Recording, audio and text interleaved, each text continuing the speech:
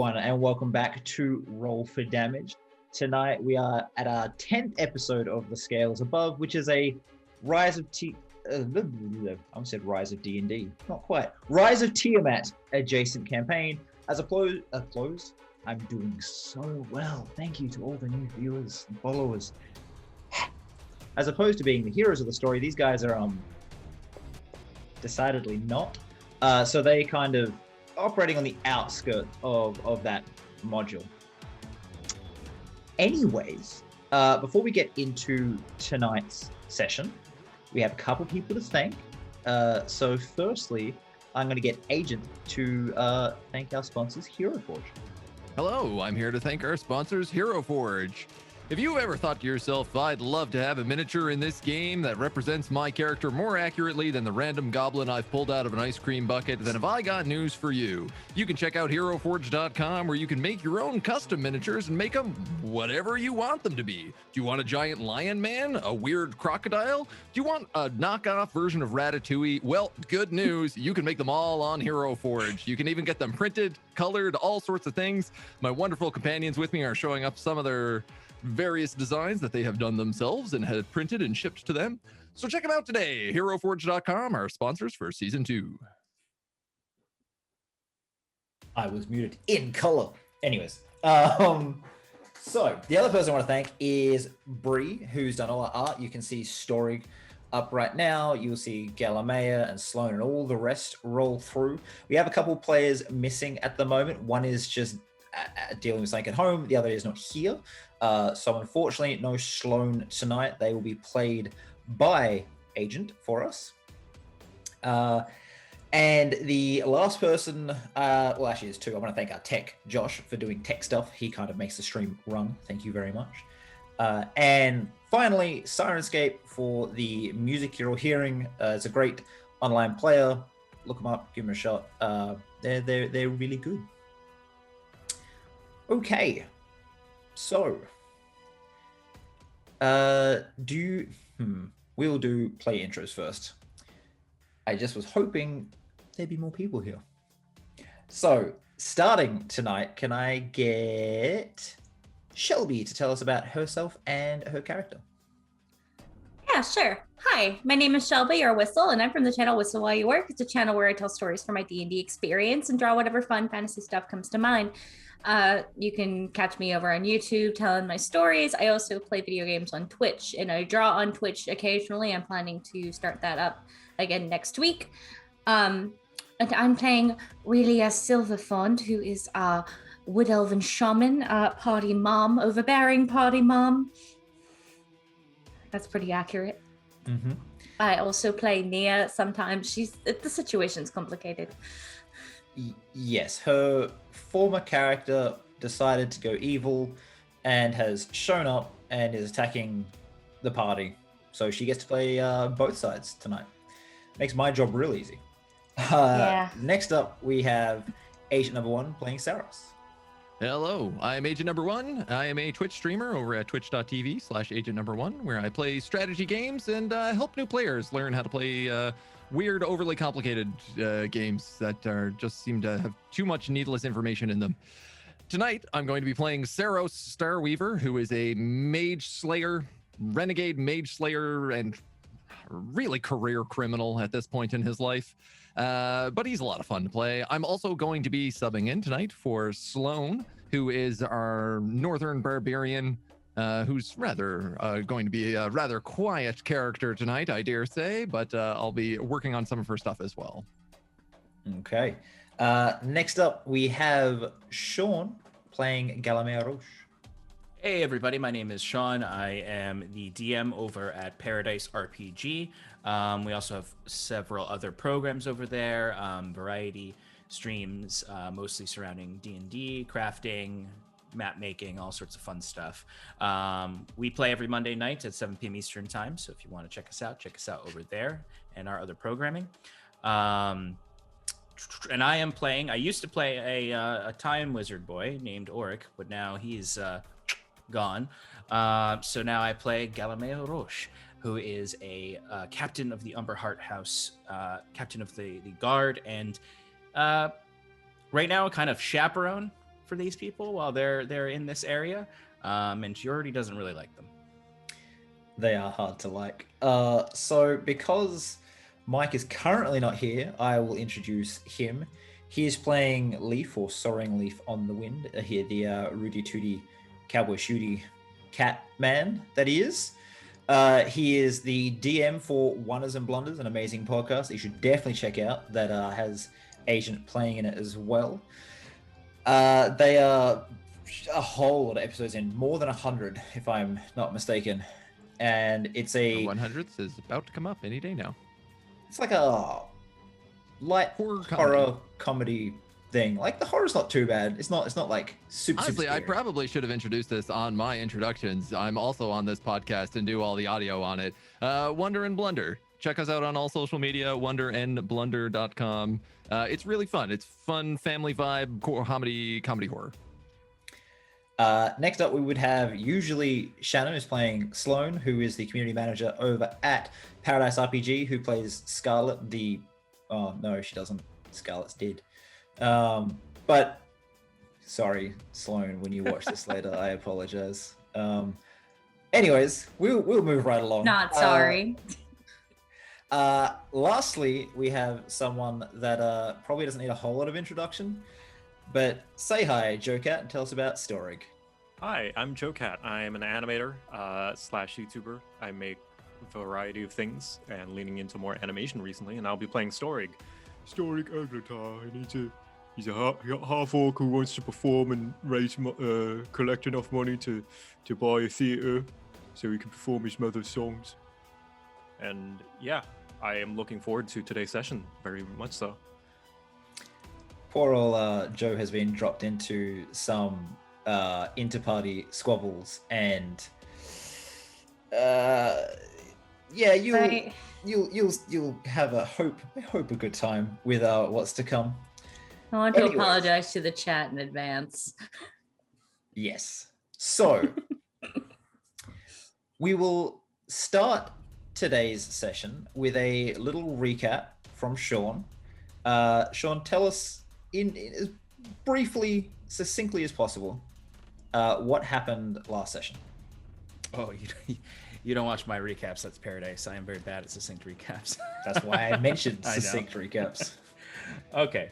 Well, last week on Roll for Damage, the party was traveling to the city of Monteculair, which is the seat of power for the Umberhart house in Etredale, the country that we're in right now.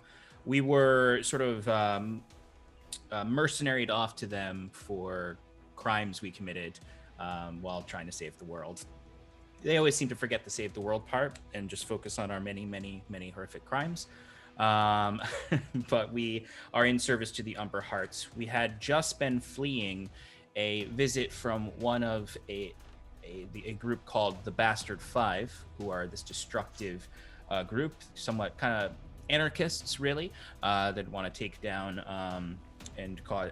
the world governments and make folks suffer. And they've selected our boy Saros here to suffer currently, as he is being tested as they want to try to recruit him. And we were pursued by Madness, a very, very strong and terrifying enemy. And unfortunately, he caught up to my magic wizard boy and, as far as we know, ended him, and sent a threatening message to our friends here. But through the pain and grief, they wandered or traveled north to Monteculair and connected with Geoffrey Umberhart, the leader of the Umberharts, who in that moment assigned them an aide and chaperone, really, my new character, Galamea Roche, who is there to help them research and figure out what they need to do to complete the task that the Umberharts have given to them, which is to hunt down and slay the massive monster known as the Mother of the Crawling Night, which in our research we discovered is a avatar of Lolth. So we started doing that research. Most of us did. Sloan really started hacking at trees and wouldn't let go of a violin case that had the dead hand of Oric in it that started to smell. But through our research, we were able to go and meet with a few folks after finding some books in the library. We met with Duhane, who is a Sylvan Knight, an elf who gave us information about the last folks who went to try to fight this monster and none returned, and gave us some more details as well as translating some text for us. While Saros met with, oh no, I don't have the name of that guy, I think. Was it Sofel? Or no, he was meeting with Sofel. But anyway, Montgomery, thank you. He met with Montgomery, who's writing a book on the Bastard Five, and gave him a whole bunch of information about the other bastards. So we had already known about pain and madness, but we also learned about despair and flesh, and we already knew about Sam, and some pretty horrifying details about them, which is very scary, since we probably will fight them eventually. But anyway, we kind of all gathered to share all this information, and while that was happening, we saw some threat jumping onto Godfrey Umberhart's rooftop. We immediately jumped to action to go and fight them and protect the Umberhart. To find our old friend Nia was there with Pain, one of the Bastard Five, and Nia's brother, who had a big old dragon arm, and a four-way fight began where they were also trying to kill Godfrey Umberhart. We were able to save Godfrey Umberhart, but Pain and Nia's brother escaped. Now we're dealing with Nia, who we've got in a chokehold, and we're trying to knock her out after Saros failed to convince her to calm down, because she's got some real powerful spells now that she's slinging at us, and a little jar of souls that she's horrifyingly sapping power from. And I believe that's everything. It's more or less correct. Just a couple points of clarity. Duhane was human, not an elf. Trained by elves, but not an elf. That's all right, just for your notes. I think we just assumed because of his pretentiousness he was an elf. Yeah, there may have been some assumptions made. Wasn't overly pretentious. He was just... You made Professor Snape in I did D&D. make Professor Snape in D&D. I would say he was more tired. He was tired and just sick of your shit in general. I didn't say anything. I specifically kept you from saying anything in that encounter. The other thing to mention is it wasn't Godfrey Umberhart, it was his son Henry in the fight. You'll meet Godfrey again in a minute. So, currently, Nia is being bear hugged by Sloane, and Nia is point blank slinging spells at her face. There's been a short break in the combat as Nia just screams incoherently in anger. At this point, Godfrey Umberhart descends the stairs to see what's going on, sees his son injured at the back, and behind him, traveling with him, is a fairly... How big is Storig? It's a half-orc. I'm just going to go with it's a half-orc. Do you want to describe yourself physically? Yeah, so Storig is fairly large, the average half-orc that you would see. He's about nearly 7 feet tall, very large and wide built, muscular as, you would expect. Somewhat of a gut, but he is definitely built. He seems like someone who could take a hit, but with a very soft face. He's got clothing that looks like it has been stretched and definitely stitched together in order to fit him, especially some of it maybe over compensatingly so, as he's got very baggy pants and some light armor in the form of his boots and braces, but mostly kind of very moderately dressed, not necessarily the most regal, not necessarily the most poor, kind of average-ish living conditions. Okay. Godfrey descends the stairs. What is going on here? As he draws his sword, advancing on Nia, who seems to be the cause of everything. My lord, we captured this individual with 2 others infiltrating your manor, attempting to kill your son. Godfrey approaches Nia and stands about 2 feet away, close enough to swing a sword at without hurting Sloane. Why have you come?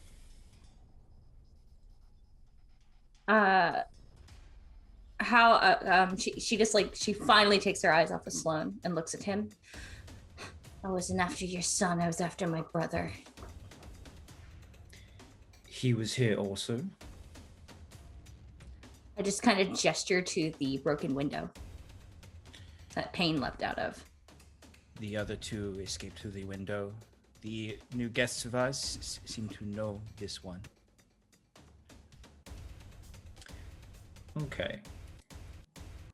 Nia, would you be calming down or still trying to attack? I think after shooting that many spells at Sloane and Sloane not going down, she'd finally start. She's still very high up there, like she's agitated, but she's not at like death spell point blank to the face mode anymore. Okay. I can't hear you at all. Saras, you are muted. Oh, Sloane doesn't look like she's taken very much damage as well. I'll tell you that. Okay. Yeah. So, Goffrey keeps the blade up by your neck and then reaches down for the glowing, sort of like lantern with a crystal inside. She puts her hand over it. You don't seem to understand quite the situation, and you will hand that over. Can I make a wisdom save to decide her decision? You don't want to just decide it yourself? You want to go with a wisdom save? Alamea would get real up close next to Buffrey at this point, having seen what Nia can do. Well, considering, okay, Sloane's got her like in a chokehold. She's got a sword to her neck, and Galamea's right there. And I'm assuming at this point she probably sees Saras too. Mm-hmm. Oh yeah, I mean he's just standing there cross-armed on the other side of the room. Like, Yeah, he looking tried to at talk you. Yeah, you so yeah, I know. She hesitates for a minute. Don't forget as well that part of what the 5 have done for you is that you can cast without components, material, verbal. Yeah, I just know this is what makes my shit powerful. So I'm gonna hesitate for a moment, and then she moves her hand off of the cage. Okay. He'll unhook it and sort of moves like carefully back from you. He's going to sort of hand it to you just to hold on to Storig. Just to keep safe while he focuses on what's going on here. Hold it without really saying a word, just watching what's going on. We're all trying to figure that out, man. All right, well, can you all escort her to the dungeon? And we will have a conversation in the morning. Am I able to do any extra healing on Henry? Because that's where Relia was. That's where Relia was. She ended the last round with giving him a cure wounds and going over his injuries. Wait on that for a second. Okay. Okay. So how many of you want to go escort her to the dungeons? Galamea for sure. Okay, so Galamea, it has to be Sloane. She's the one I holding think it. Sloane would be doing it. Oddly enough, I'm not going to. I'm going to be a little more concerned about the giant mechanical man who's recently jumped out of a window. Fair enough. And the fair enough. crazy spider monster person that's also jumped out of the window at the end of the last episode. Okay. As you so as those two start walking, Henry starts limping after you, and his father just looks at the devastation in the room. What exactly happened here? So he looks to probably you, Saras, as the de facto leader at the moment. Well, it is a little complicated of a story to tell, but it would appear that multiple agents came after your son. How did you know they were here? We saw them leaping across the rooftops. Could you give me any sort of description so I could tell the guard to track them down? Yes. One is a man made of metal, of all sorts of different kinds, that can bend in any direction. You may know him as Pain. He sort of like just his brow furrows and he looks to his son. You survived a conflict with Pain. Boy, that is amazing. Get yourself the apothecary and see he fixes you up. And as Henry just sort of like nods and starts moving away, he's like, son, you don't need to keep proving yourself. Call for help next time, please. Henry sort of just like stops for a moment, just, like nods over his shoulder, and then leaves the main area. Alongside of him were some others. A follower of Bahamut that we have had some encounters with. Though I fear he no longer looks the same as he once did. He's been transformed into some sort of spider, monster, a weird goo. We believe may be linked to the monster we are hunting. Oh, good. That's excellent. Is there anything else you can tell me? The one in custody is her sister. Is she also a spider monster? No, but when we last saw her, she was in a much worse state than this. I would appreciate you giving us some time to question her. You'll have to leave us some time to question her ourselves, maybe a day or so, and then you can talk. All of you go and rest. I will send my chronicler to you. Storig is a good man. He will help you as best he can.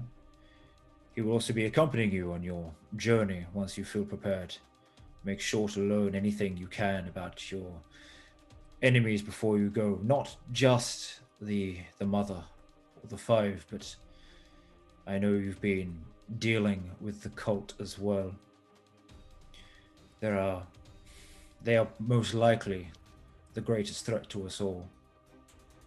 I am sending Henry in a couple of days with 1,000 men out to deal with the force of the dragon cultists. They are gathering in the Beastwoods.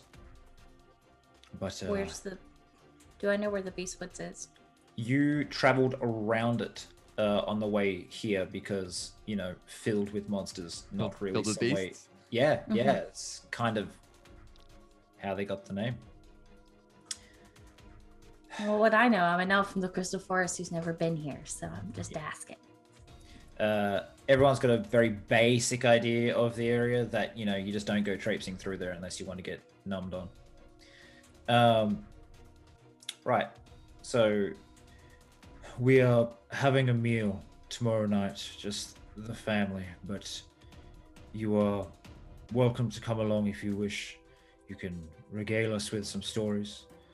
Storig will be there. He'll most likely be playing for the start and then joining us.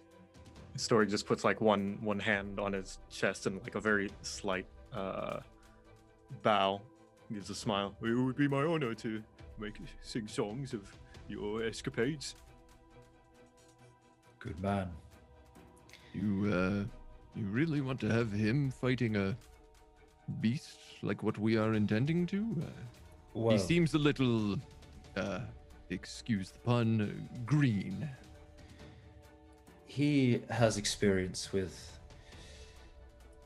things, combat, and mostly I want you all to fight, and if he needs to support you in any way, he will, but he's there to be my eyes as much as Galamé is. He will be recording it for our books and our stories and our history. Story just kind of like trying to avoid eye contact a little bit, and just being a bit sheepish. If it's all the same to you, sir, I've definitely faced a few of my own scuffles. I'm not one who's not necessarily helpless in a fight.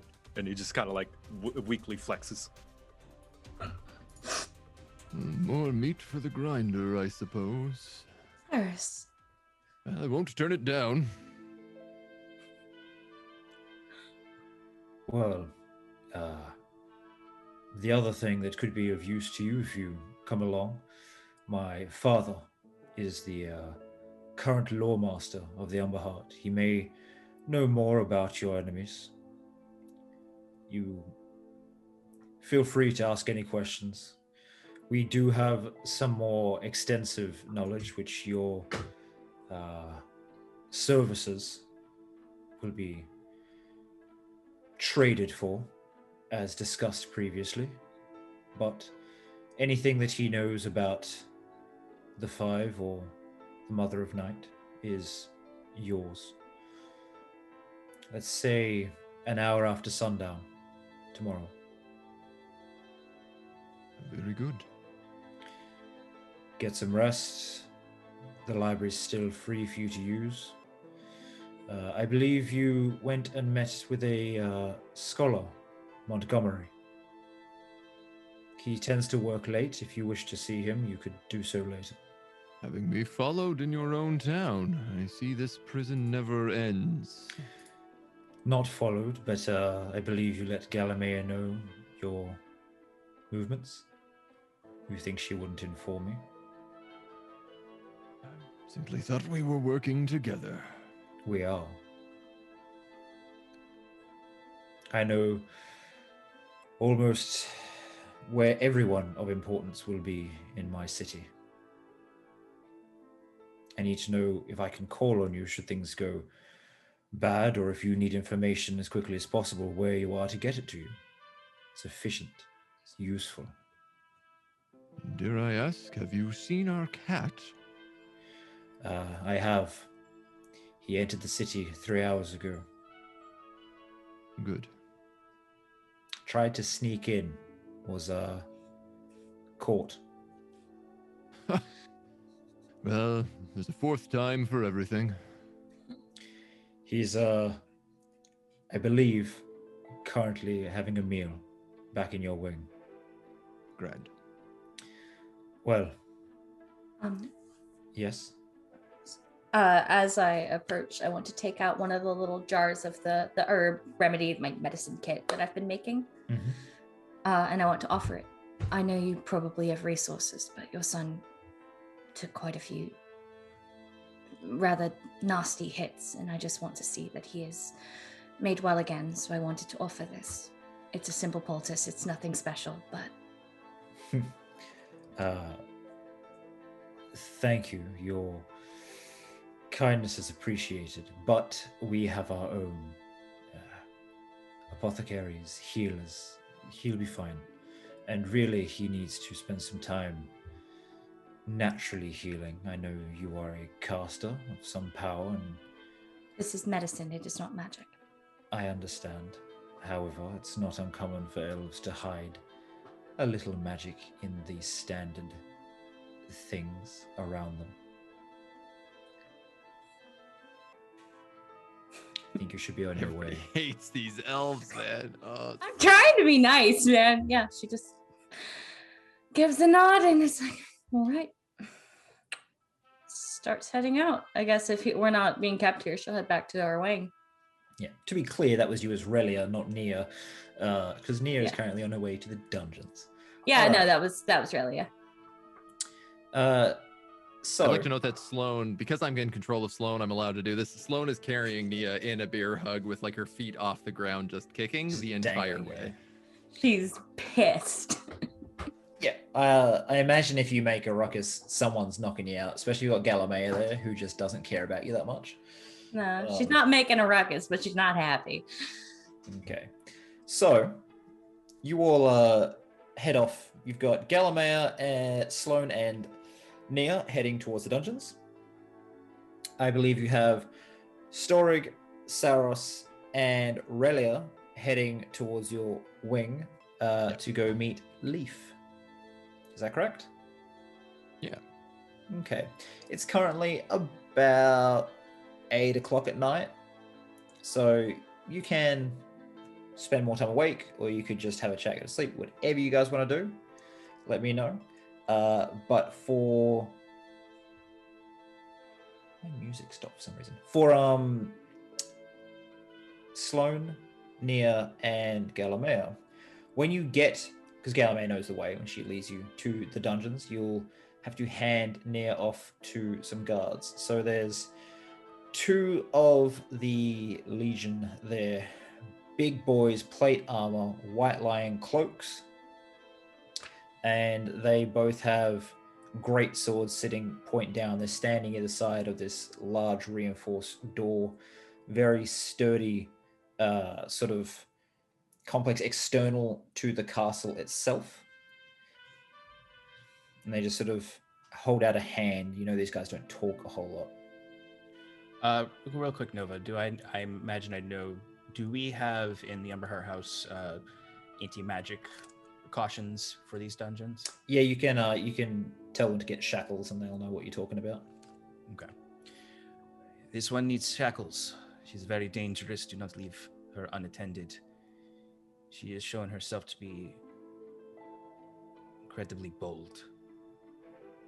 He nods and grabs her sort of like around, like, because they're very, very large. They're about 7 to 8 feet tall. And then they're also wearing their armor. So he sort of like grabs her around the shoulder and neck and just like pulls her away from Sloane with his great sword pressed, the blade sort of like against the ribcage to, if she tries to struggle, she's becoming 2 pieces of Nia and not 1. The other will open the gate, the door, step inside, and he comes out with a set of large shackles that have runes inscribed around them. He will roughly grab Nia's hand and clasp it on, and then to the other, and then just like grabs the chain and sort of like twists them to pull the hands closer together, and then just starts dragging her into the dungeon complex. Gallamea would actually follow. Okay. Follow after. She waits to put her sword away and her shield away until Nia is safely in those shackles, and then she'll turn to Sloane and just say, I just have a few questions for your friend. You can stay if you wish, but she seems to be irate in your presence. That's to you, Sloane. Or you may go and join your friends. Sorry, yeah, it is okay. I can stay and keep her company. Well, perhaps you should stay out of eyesight of her for now. But if you wish to come to clarify anything about your history together. She is very mad. And Sloane kind of looks kind of sadly in that direction, and then looks at you and nods, and I will wait with the others. I will be with you all shortly. And she heads back up to the living quarters place. Okay. So you'd have to kind of head back around the mansion, past the stables, and into this area. The rain is kind of stopped at this point.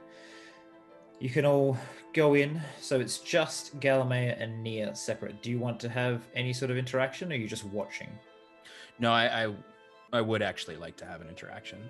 Okay. So they will push Nia into the cell, leaving the shackles on, and then close the door, locking it, and step back, and they'll move back towards the entrance. And this is a barred cell, or is this like a little, slider window in a... It is a door? barred cell. Okay. All right. Question, where was I shackled with my hands in front of me or behind me? In front of you. Okay. if there's something available, I know it's a dungeon, but there may be, like, if there's just like water available for prisoners, Galame would like to pour a cup for her and drag a stool up to sit in front of the bars and hand her the cup. Okay. As you do that, as the door at the end closes, the shackles click and fall to the ground. So your wrists are free. Okay. So you're sitting there with a cup of water. Nia, what do you do as you've been thrown to the cell? She's quiet. She's like her expression is a bit hard to read. She's clearly agitated, but it's also like she's very lost in thought. Yeah, Galamea will lean forward and hand she's not going to hand the water through the bars. She's going to hand it outside of the bars because she doesn't want to get her hands close to you in there. Good choice. You must be thirsty. Violent rage and assassination tends to exhaust an individual.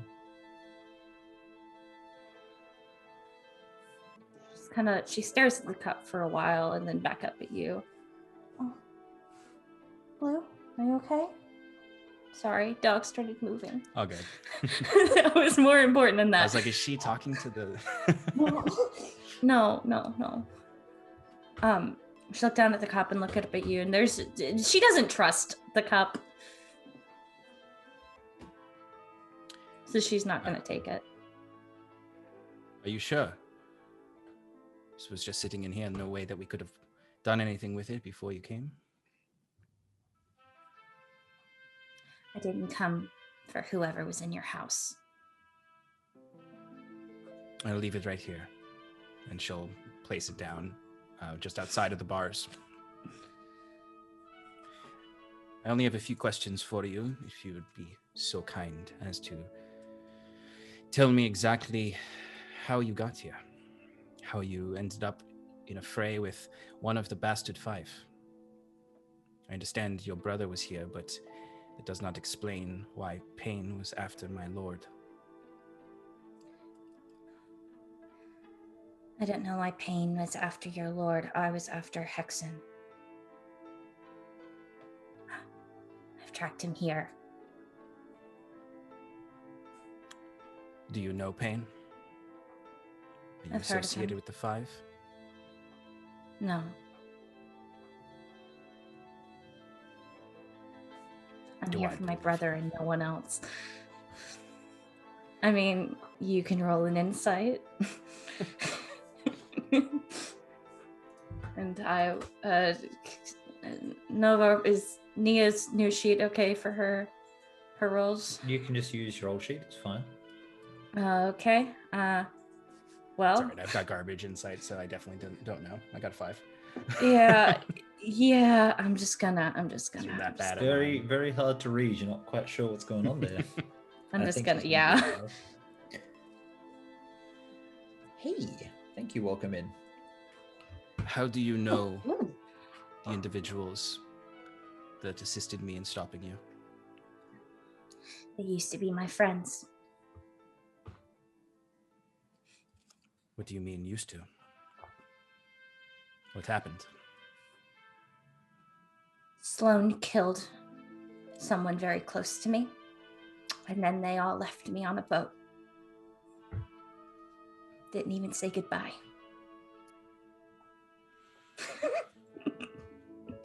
I'm Was sorry, this I'm when looking they at the were- cat's face.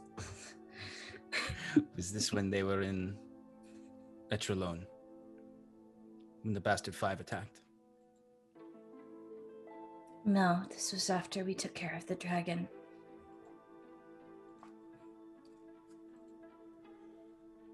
She kind of like holds up her that's the wrong arm, her new arm. They're the reason I needed this. And who gave you this? An artificer. Which artificer? In Etredale? I think I would know of an artificer capable of such things. No. Where did you go? That doesn't matter to you. It does matter to me. It had nothing to do with what happened tonight.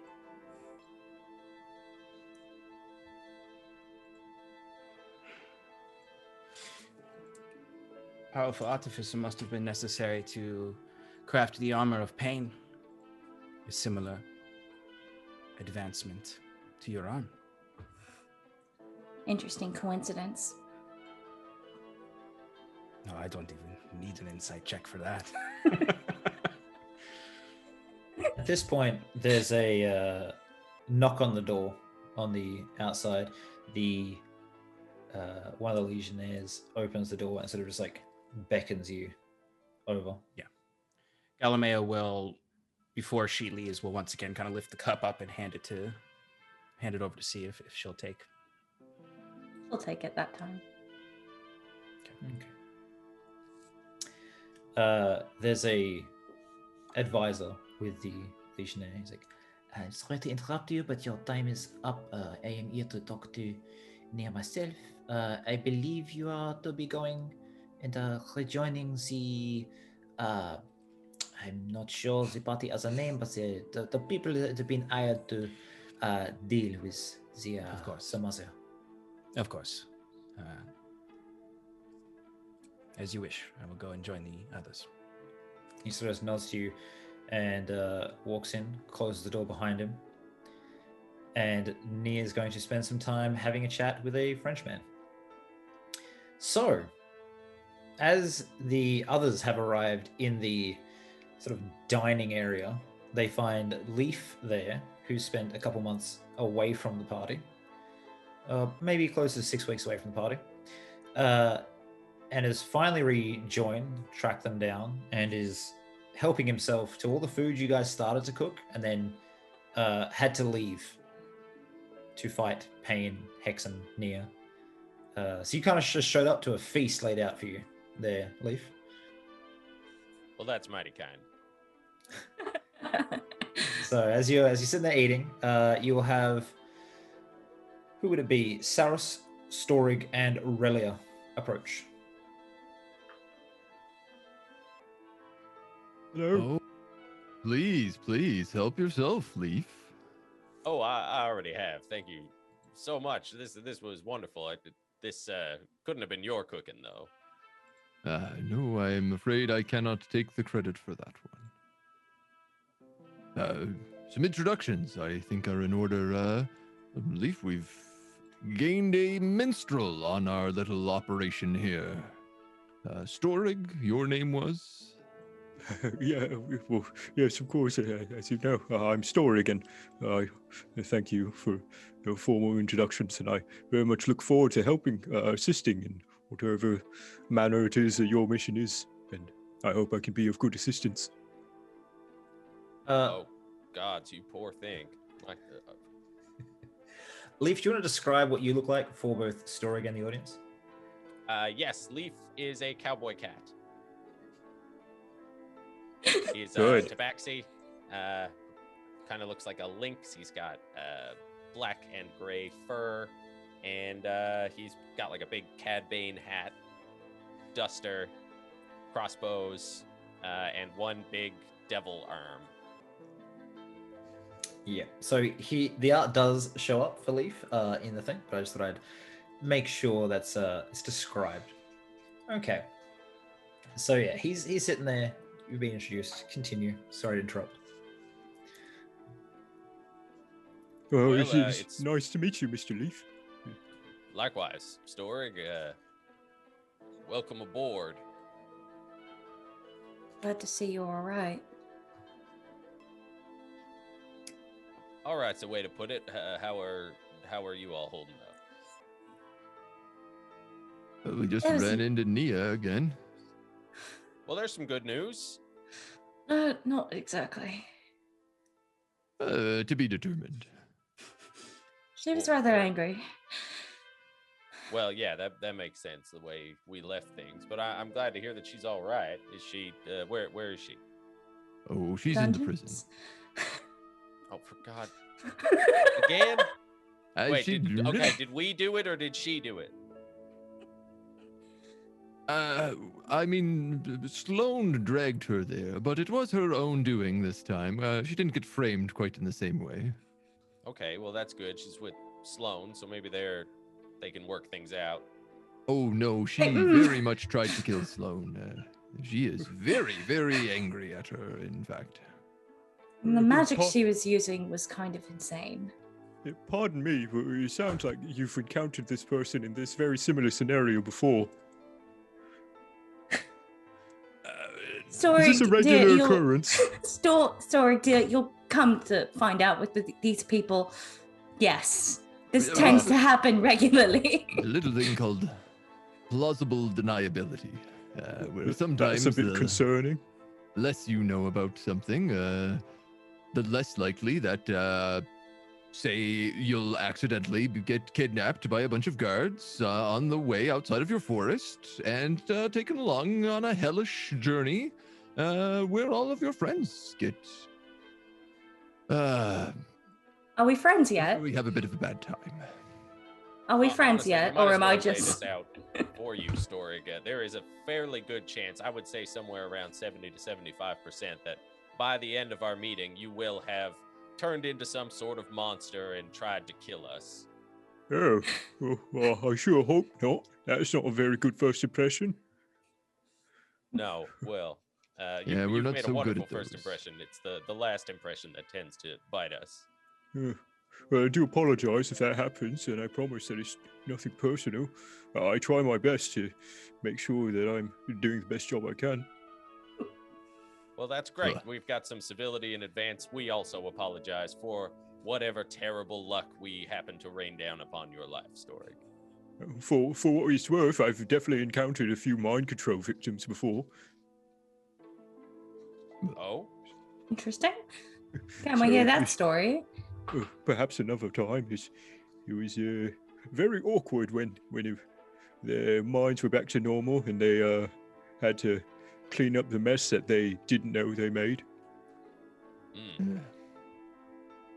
This is tends to be the effect when those are playing with magics in this world. But More if I trouble may, than it's worth.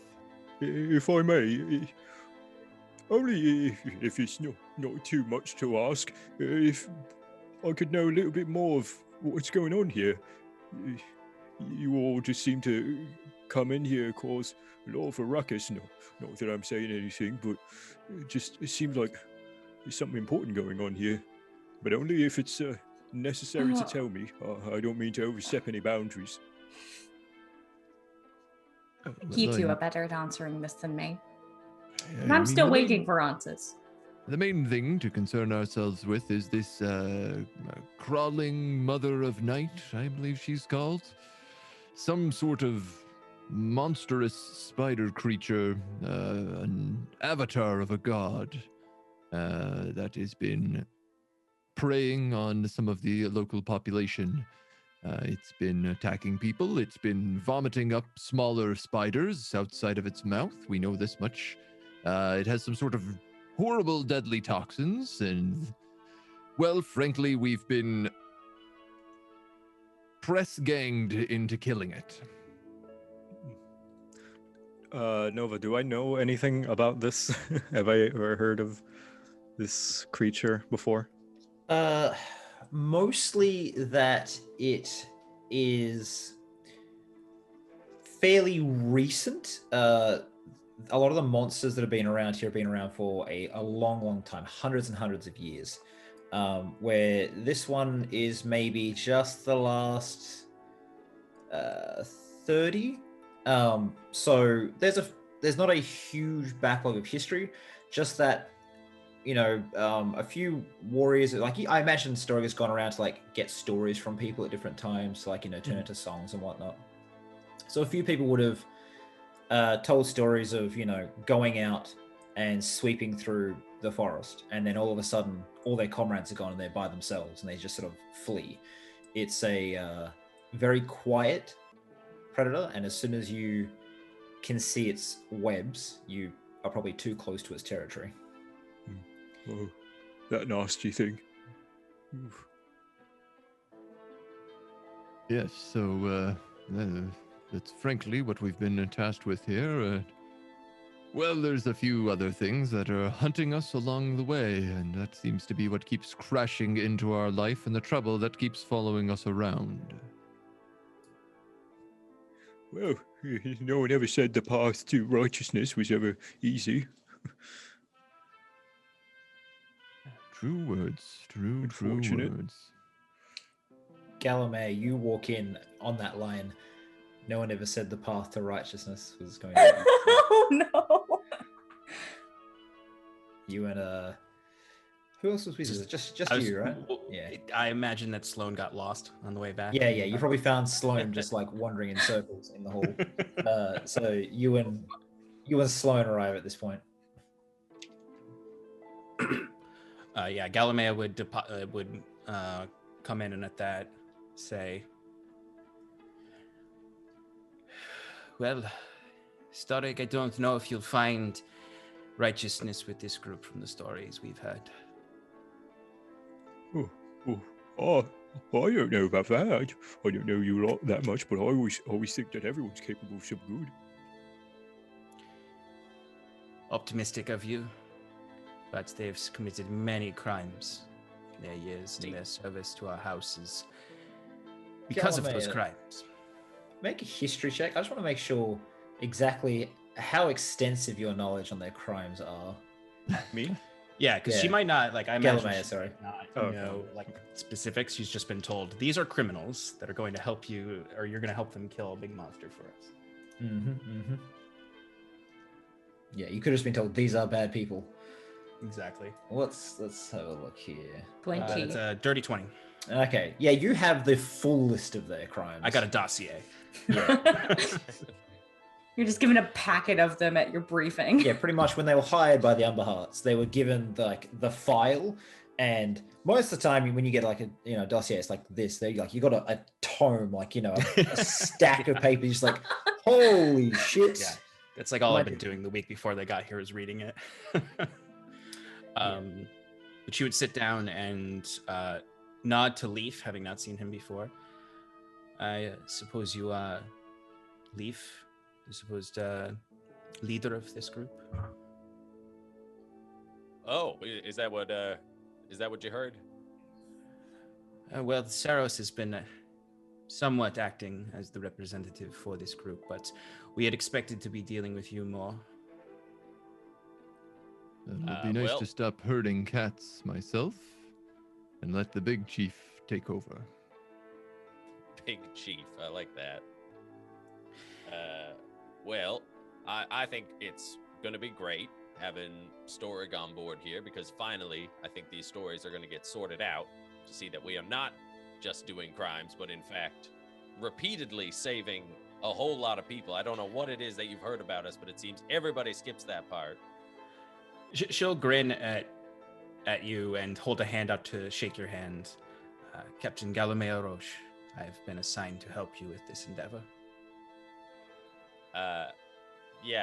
Leaf very much hesitates, and then just, putting down a big handful of food, wipes his hand on his jacket, and then shakes her hand.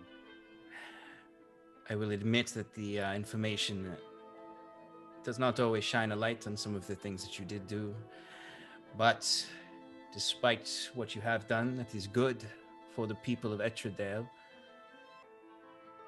your recklessness has caused death and destruction in certain situations. That is undeniable, and in this endeavor, my main priority is to ensure that you bring less of this destruction upon my lands. Very good, yeah. Sharpen us like a sword and point us at the thing you need dead, Galamea, and we'll do our darndest.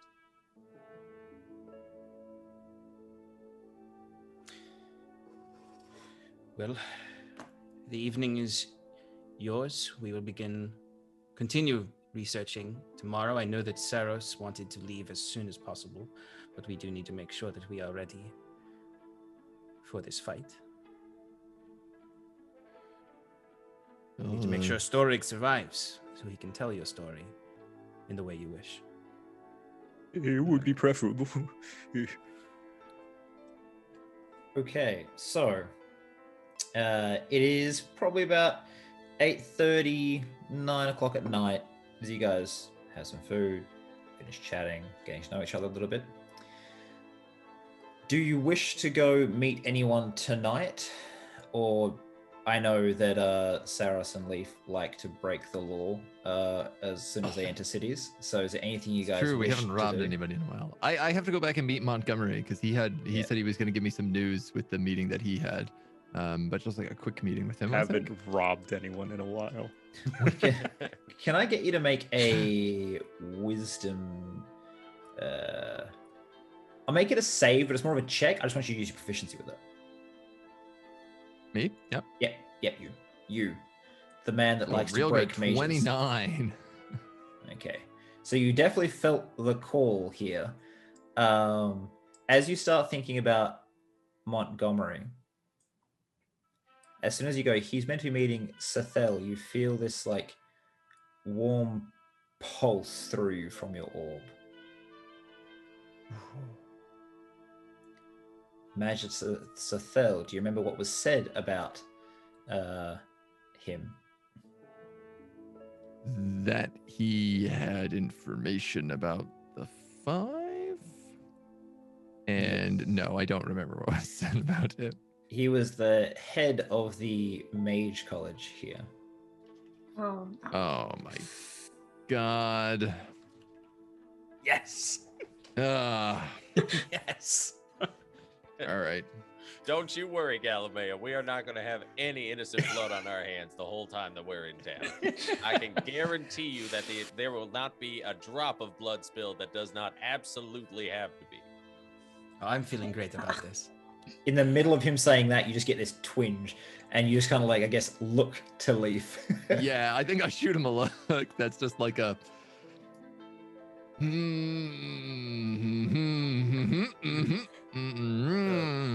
Galileo will Best behavior. Absolute Smile best at them. behavior. I'd be more worried about that pain fellow and that spider monster that got loose. I will make sure that the gods are ready to keep an eye out. Thank you, the lots of you, for jumping into action immediately to protect our Lord. It makes me feel a little bit better about your presence here, to see you so willing to protect. So what do you all wish to do with the rest of your night? Who's going to sleep? Who's going to research? Who's committing crimes? I'm gonna leave the room. I'm done. I try to be nice. I'm done with everything here. I think Yep, Sloan is I going off will- to sulk. Yeah, Storig will also just go to sleep. He has no qualms with what's going on whatsoever. Okay. Is there anywhere in town that I could go gambling? Yeah. There's plenty of places. Galamea has that's her flaw. When she's off duty, she gambles hard. So Were we allowed to leave the Umber house, or yeah, did we have as to long as you stay? stay in the city, it's fine. And even then, they're kind of like, just don't break your vow to work for us. It's okay. Can I just go on a walk? Yes. Just get out of this atmosphere and go on a walk with my spirit wolf, please. Yep. Off you go. Go walk about. Sloan will probably be sharing, because they had set it up so it was 2 people per room. So it was going to be it's Leaf and Saros, because they know who like kind of works together. It was meant to be Auric and Sloan. Auric's bed's kind of taken up by Storig now. They're the 2 biggins in the group. And then Galamea, you're going to be bunking with Relia, partly to keep an eye on her because, the elves and the Etrodalians are at Racists. war, right? No, they're at war, and that's a very different thing. Don't throw Also racism racist, though. around. Also super so racist loosely. to elves. They are Okay, super, Relia, super they were also racist. probably pretty racist towards my character too, being Viking Yeah. origin with the Yakelheim folk over there. Mm, All right, so yes, fucking the save two my son. the 2 nations are at war. Galame, you would have led troops against the elves a couple of times. While the Umberharts are on fairly good terms with the elves, if you get called upon by the Emperor to do a job, you do it. And generally, the Umberharts will be the ones that take prisoners and then release them later for ransom, which never ends up getting paid. But the rest of the houses tend to be a case of, we'll just kill you off, because the elves do the same. The elves don't let humans enter their forests, and they have a shoot first, ask questions, never approach. For all Reliers, we're good, don't be mean to us. It's to you, it's all full, she's full of shit. So yeah. All right. So walk, gamble. We'll do this real loose. I'm going to. I would also invite the two Biggins to come gambling with me if they wanted to. Okay. I would invite Storg and Sloan. Because I imagine Leaf and Saros kind of start to go off on their own. You're inviting Yeah, Story? Yeah. Oh. Oh. Well, Storg, if you'd like to come, I'm going to go, to the usual spots for some cards. All right then. My luck is right nasty though, but sure, I could spare some coin if you have a little bit of fun. I love him It's so going to be much. very fun what we're going to be doing with this group, so we might as well have some now. He comes along happily. Sloan, are you going, or are you still a bit? Now is not the sullen? time to be playing games. She just kind of scolds Galabea and sits like cross-armed on her bed looking at her. Okay. I feel like Sloan's still hurting over the loss of Auric. Yeah, she's Yeah. a little... Yeah, Oh, okay. All right. So, you guys go to a pub that has a raised dais in the middle where they've kind of set up a bit of a fighting pit.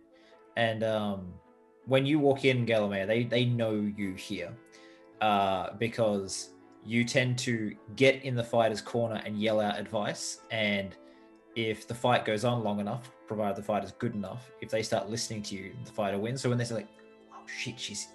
And then people just start being like, they're just going up and being like, whatever she bets on, and they're just giving money to, because they're pretty sure love whoever that. you bet on is gonna win. And then they're playing just some very basic blackjack and Texas Hold'em sort of stuff there. I won't make up card games right now because I was not prepared. I did not expect you to go, I want to go play cards today. I know. You're a DM, you know better than this. You can always go with the classic roll 3 dice, whoever has the highest wins. Oh, we're doing something. You just wait a sec.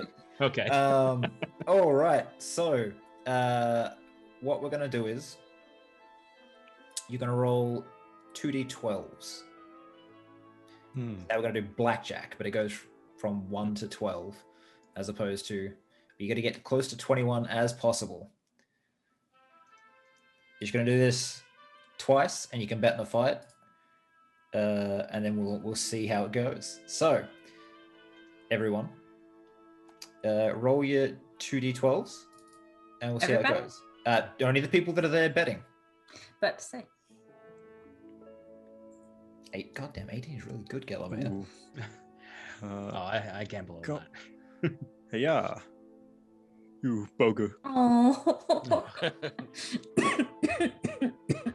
oh my god. Okay. You good? Yeah, I'm fine. I'm just Alright. trying to breathe. Happens sometimes. Yeah. Breathing. Yeah, it's a thing that you should do. Breathing fairly is a regularly. hard. Okay, listen. Breathing's a hard thing to do. All right. So is staying out of jail, Nia. So what I'll get you to do is you guys can place First time. bets. I'll say that you each have brought about 50 gold from your personal thing, as opposed to us having to figure it all out now. Because we again wasn't quite ready for gambling, Sean. So you can place however much you want, knowing that they can still get cards. I'm gonna Galame is gonna bet 10 gold pieces on this hand. Okay. You in or out, Storig? Do I have to call? Yeah. So like you'll have to, you can get dealt another card, but you have to bet to stay in. Okay. Do I have to bet as much as Yeah. Gallimea? Okay. All right. Yeah. I'll ante 10 gold as well. Okay. Just like shaking hand. I don't know about this hand. All right. And the other player's going to do the same. Don't know why it's showing me as Saros, but too bad, Saros. So roll another d12. Okay. Can I stay at You can stay, or you can keep rolling as well if you wish. I'm gonna roll in there. Oh, really? Oh, damn it! Oh. All right, so- said it's her flaw, right? It's never knows when to stop. So you I've you got boss. 14. You got 14. Dealer's got 19 right now. Do you wish to roll again? He's gonna put in another. Well, the other player's 19. He's gonna put another 5 gold, and then just like look at you with a smile.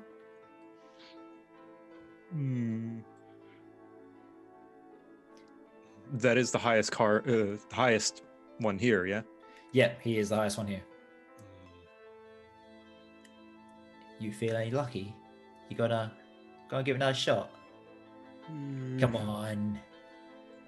You all right? Give me another one. Just hit another card.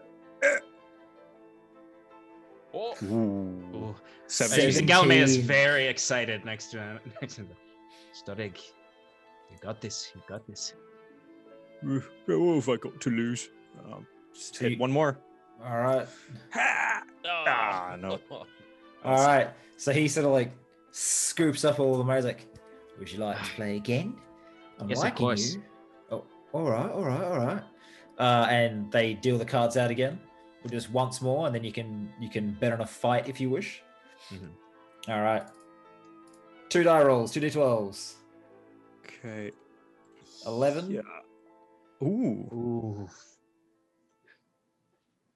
Ooh. All right.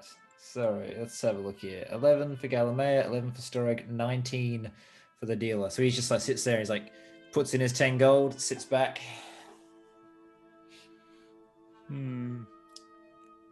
All right, you playing or not? Never thought you'd be a coward, Gally. Oh, she hates being called Galley. I think I'll up the ante, 15 gold pieces. All right. So you he'll match, and you can roll another card. You in or out, Storig? Pardon me, but I don't think I can afford that. I'm sorry. And I just fold my cards in. Okay. You sit there, you get this 9. Because he's the dealer, he's got his cards out. You have yours hidden. So what we doing here, Gally? We gonna keep going? I probably know that. Yeah, I know this guy. Yeah. What's his name? His name is Jack, and he's here all the time. 20 gold pieces up the ante, Jack. Well, it's a big jump there. He's gonna do an insight check against your deception. He is a soldier who you've served with before. He's always the one like running gambling rings. when you He's guys responsible go for out. my addiction. He probably is. So let's see. Okay. What is your bonus to? Oh, that's your whole thing. That's my whole buddy. I'm a You fighter have now. I can't remember what your class ability is in It's- terms of. Is it only for persuasion? It's only for persuasion. That's It a is with soldiers. shame. It is with soldiers, but it doesn't go with deception. Okay. So he sort of sees. He's like, I think I'm.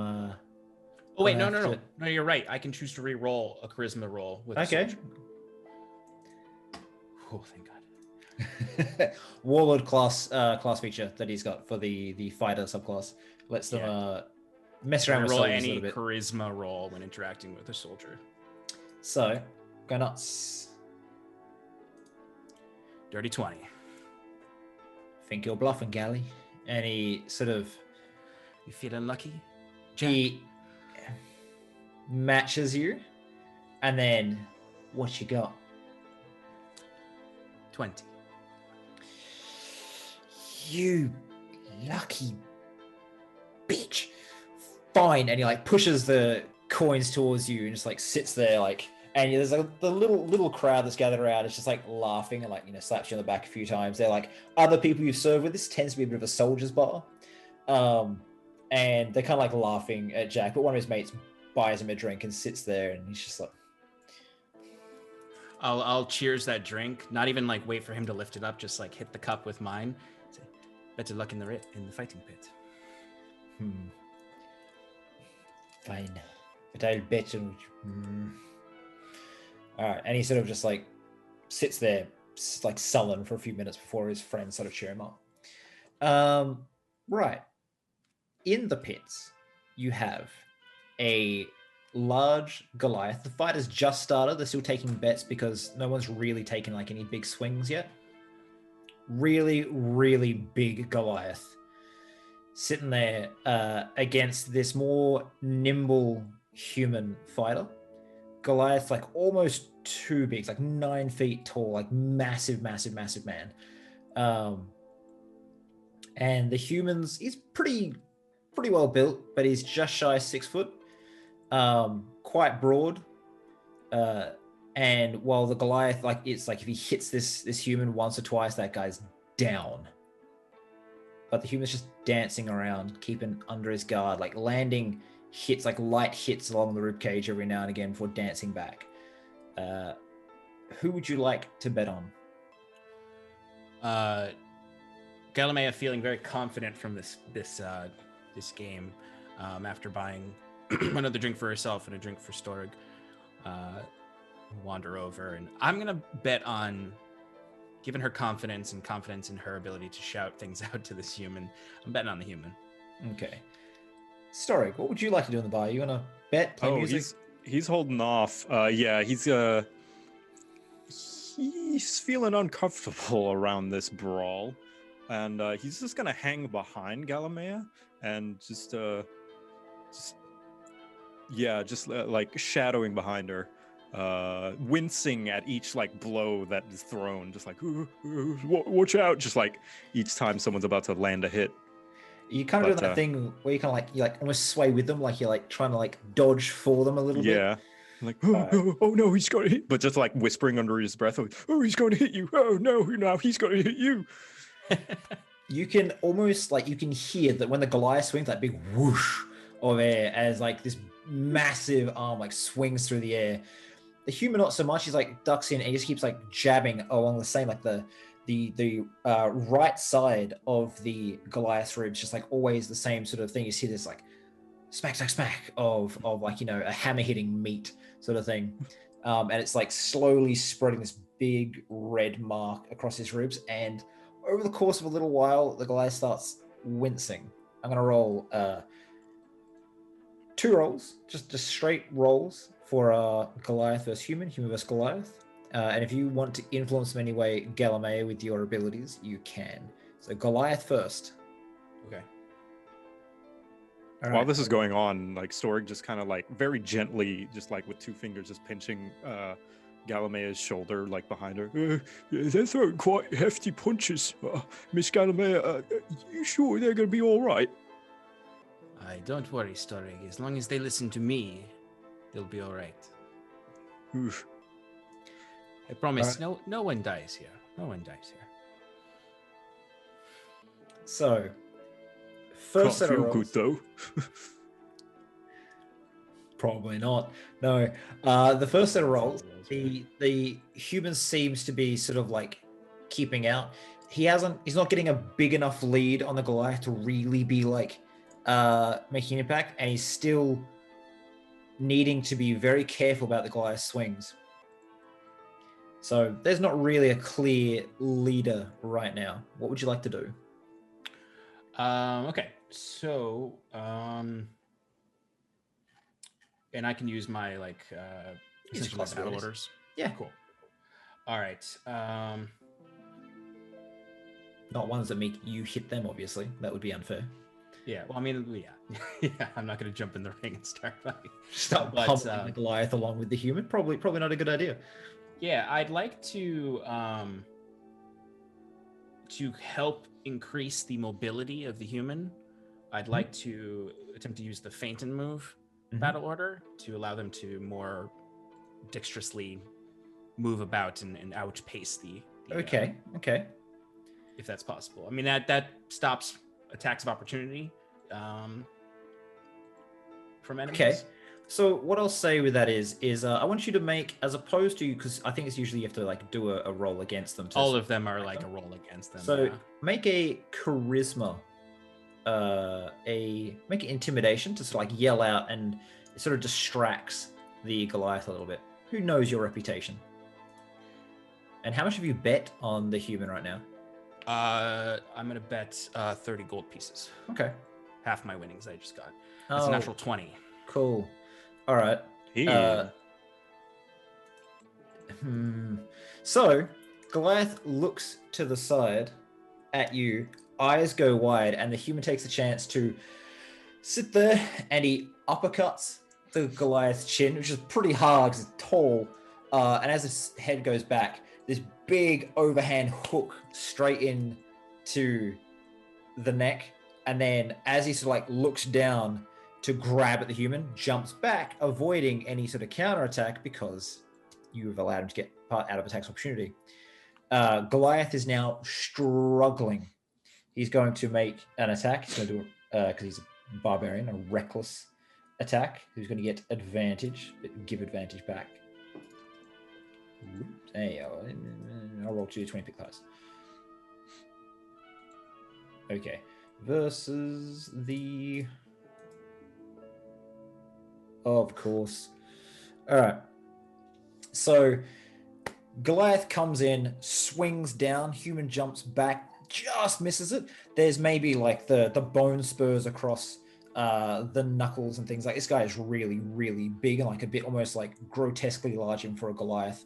Sort of catch down his chest and cut him a little bit, where it smacks the ground and just sort of breaks the wooden dais as he's very, very angry. Follow-up swing just misses, and you can just see as he's come back again, it's just cut across the chin, and the human is very, very worried. If either of those hits would have hit him, gone. Yeah. However, it's his turn. Would you like to help him again? Yes, if you would allow, I'd like to try to end this and use staggering blows to try to get the human to be able to stun, semi-knock out this. Okay. This guy. So you can yell out for a weak point sort of thing. Mm-hmm. Yeah, exactly. Where would you say a weak point on a Goliath is, though, Galamea? Well, they're tough. Gonna be the ribs he's been working on, the throat that's already injured, or something else?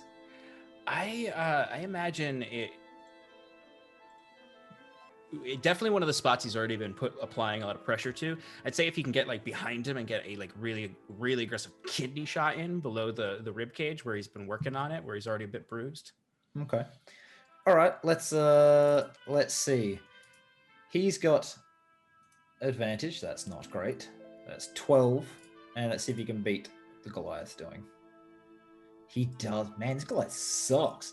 All right. So, he sort of ducks under, as the Goliath's throwing that big haymaker swing, ducks under it, and you see him sort of switch his stance, and he just throws this massive kick straight into the ribcage and hits him with the Goliath. It goes down to his knees, and as he's sort of stunned for a second, the human grabs his head and just launches an elbow in and just knocks him out cold. Hell yeah. You made 90 gold off that because they did not expect the human to win. The Goliath, I had it set up so the Goliath had more hit points effectively than the human, but he sucked and you helped a lot. So that was helpful. All right, so that's your night. That's your little winnings. Before we head off to what the rest of the party wants to do, we're going to take a real short break. Thanks for sticking around. We'll only be gone for about 5 minutes, and then we'll be back to see how this dinner goes, along with a few other things. So we'll see you all soon. Hi everyone, and welcome back to Roll for Damage. We are playing the scales above currently. The party is sort of a little bit split, wandering around the city, checking a few things out. We've had Storig and Galamea go off gambling. They won a little bit of money, lost a little bit of money. Storig was a little bit uncomfortable with the fighting arena, not wanting people to hurt each other, which was adorable. And Galamea was encouraging people to hurt each other. So, the complete opposite. The other Galamea and part, Sloan are going to be good friends eventually. Yeah. Just give them time. Relia is currently going for a walk, not doing much, but we have Saros and Leaf, who are right now just about to leave from the communal dining area. When coming down the hallway towards it, you see two men carrying a chest, a large chest. And it's like, I'm sorry, but I was told to deliver a bunch of kit for your adventures. And he sort of like opens it, and you can see that there's a flail minus the head, there's the sets of armor, there's all the weapons you guys asked for. Where would you like us to?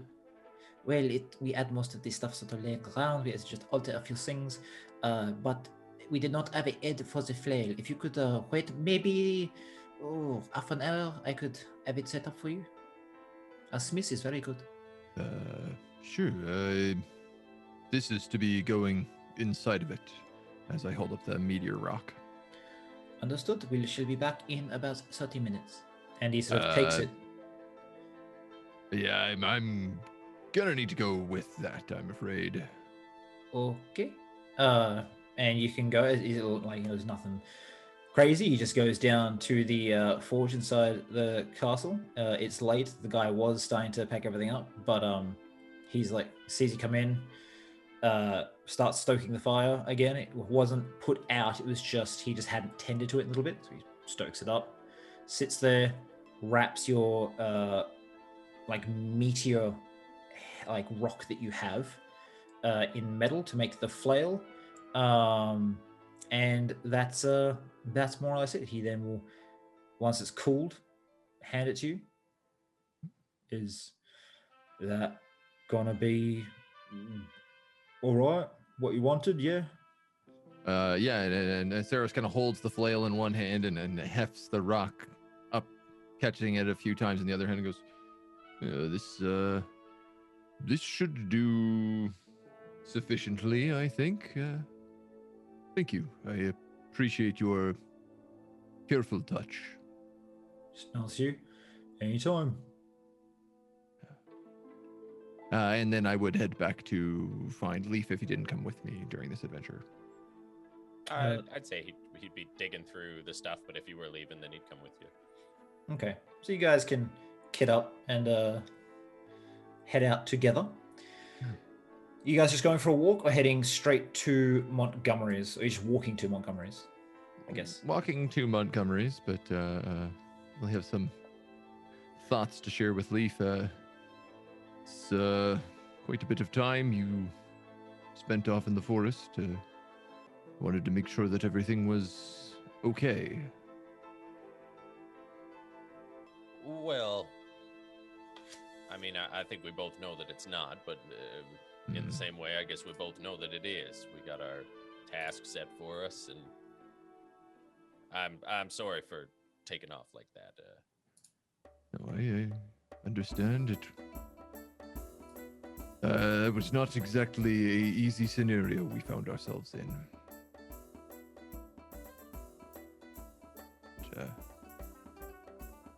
I was honestly afraid to come back into into the fold of this family Well. squabble that is going on with all of these houses. I'm finding it more and more difficult to abide by the fact that they still stand. Yes, I think there will be no lost love when we finally get to part ways with these fools. I can certainly tell you that. This is not my intention to be spending so much time and hunting monsters and running errands. We have much greater things to be dealing with. Which somewhat brings me to my point. Well, with Nia arrival, so arrived pain. Oh. Well, he was after her or after you? Seemed as if he was after Hexen. Which Pain was is after Nixon. a confusing thing, but given Nia's recent new armament, I worry that the child may have gotten herself messed up in something a little bit greater than herself.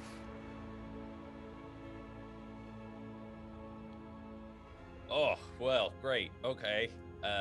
So worse than the first one that she got messed up in? That was a little more than herself, the dragon thing. Worse than that, or not as bad as that?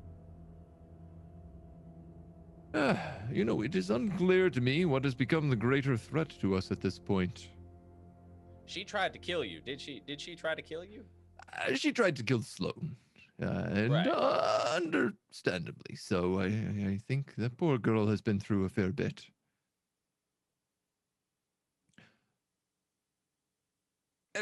Frankly, it doesn't just end with Payne's arrival. In the violin case, we found something other than Oryx's hand. And Saros pulls out a small, crumpled piece of paper that he passes across to Leaf. Yeah. Orders. Take a look. Okay. Do you remember what it said, Saros? Roughly, I can paraphrase it. Go for it. I didn't know if you had it in front of you, so I figured I'd give you the opportunity just in case. Didn't. I was scrolling up to find it, but go nuts. It is another Oh, I test, found it. Thanks. Sorry. to say the least. It says your second trial begins and requires a change from you, painful though it may be. Cast aside your third brother, kill him before Pain does. You may be merciful to your family, but rest assured, Pain will not be. Sincerely, Sam.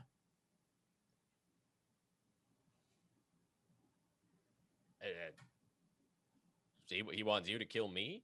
I guess I'm the third one. I believe that is the case, yes. Before Pain does.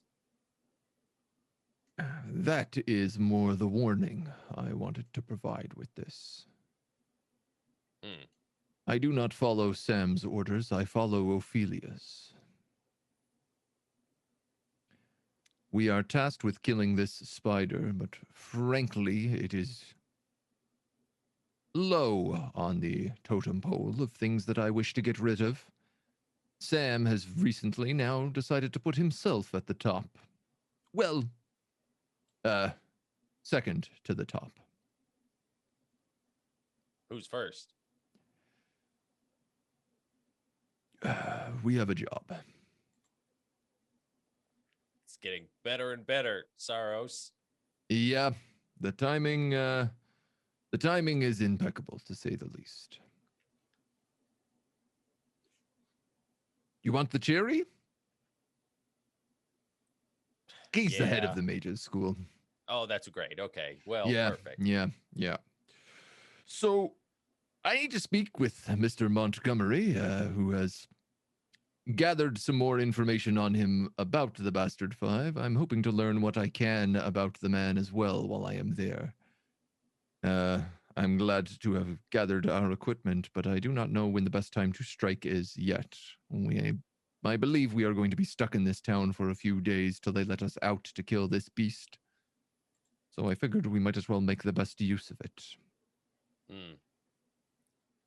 I'm hoping with the Alright. distraction that pain and whatever kind of spider monstrosity Hexen has turned into, Well, it may be able to help Hexen's us a cover spider? our tracks.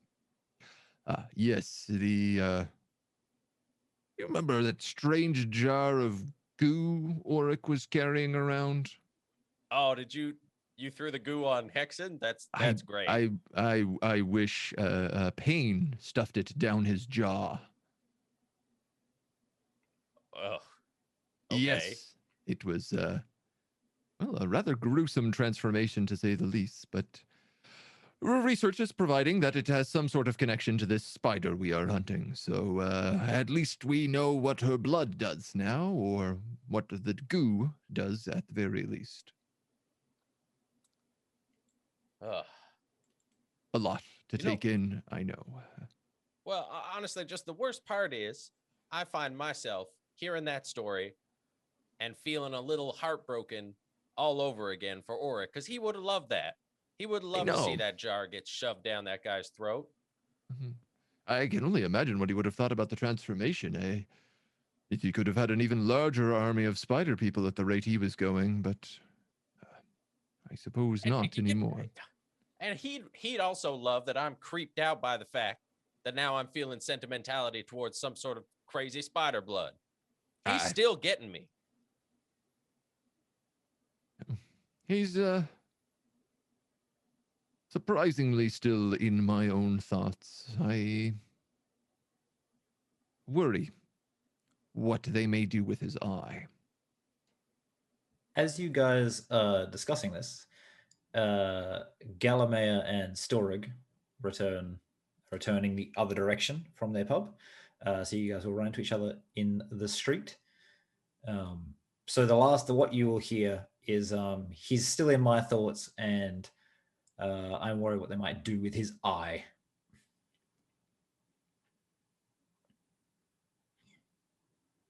My business.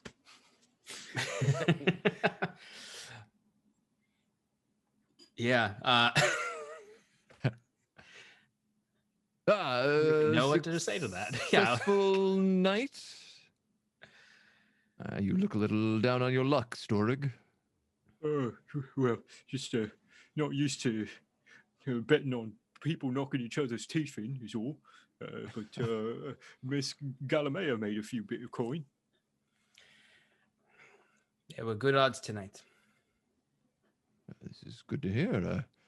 If there's another fight in the future, may I suggest you bring the large barbarian with you and bet on her as much as you have. It was on my mind. If she was willing to come, I'm sure she would have liked to have partaken. You What are are you two all, off? sorry, I was going to say you're currently about 70, 80 feet from the front of the Order of the Ravens chapter house here. So you can decide if you want to go or like with them or divert off, whatever you guys wish to do. I must apologize, gentlemen. I have a meeting with the fine scholar here. Shall I catch up with you back at the house? Certainly, I was going to go back and check in on Raylia and Sloane. Do you need help or accompaniment? Is Leaf joining you? Yeah, and Saros looks to Leaf, but gives him a bit of a, I think I can handle an old man look. Yeah, but Saros looks plenty capable. I'll come back with you all. I've got to look into a way to tactically die. Technically die. I've got to die. I mean, it was on the note. Oh. I'll explain. I have seen the notes. Well, I think it's about time I go and head on to the bedtimes. So I'll see you lot in the morning. It's nice to meet you all. So you all head off to bed with only Saros going to the. Relia is still out on her walk. She has not come home yet. That's fine. She's gonna see me committing crime later. Don't worry. So you were once again ushered into the Order of the Ravens chapter house, and this time, as you walk in, the clerk at the front just points you straight towards where Montgomery is, and you can head that way. He's like, "Oh, hello. It's good to see you again. Come in, sit down. I learned a few things. I heard you might have had a run-in with Pain. Is there anything at all you could tell me? I had one of my associates bring me word. I am very interested to hear anything at all else that you would have discovered." There's a child in the prison. She was a traveling companion of ours. I believe it would seem that she has been grafted a similar mechanical component to Pain. Oh, You may really? wish to study it in the morning if the guards let you in. I'll have to ask. That's very, very exciting. Yes. She is a unfortunately troubled one. Do be careful with her, but pity her as well. We have excellent services here to help those that are troubled or down on their luck. We can send her to. We'll get her the help she needs. Don't you worry. So what was it we were talking about?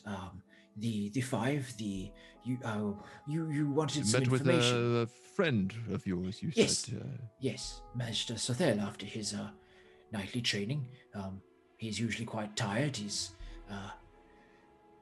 using all that magic definitely wears him out. He's some kind of training in the evenings? Yes, before he has dinner, he does some practical spell work with some of his higher level students, and tends to, they fling spells back and forward, and usually end up quite tired come the end of it. Wizards. They're just always so studious, those wild mages, one almost needs to look up and be impressed at the work that they have done. Yes, it's a very, very good attitude to have. Thank you.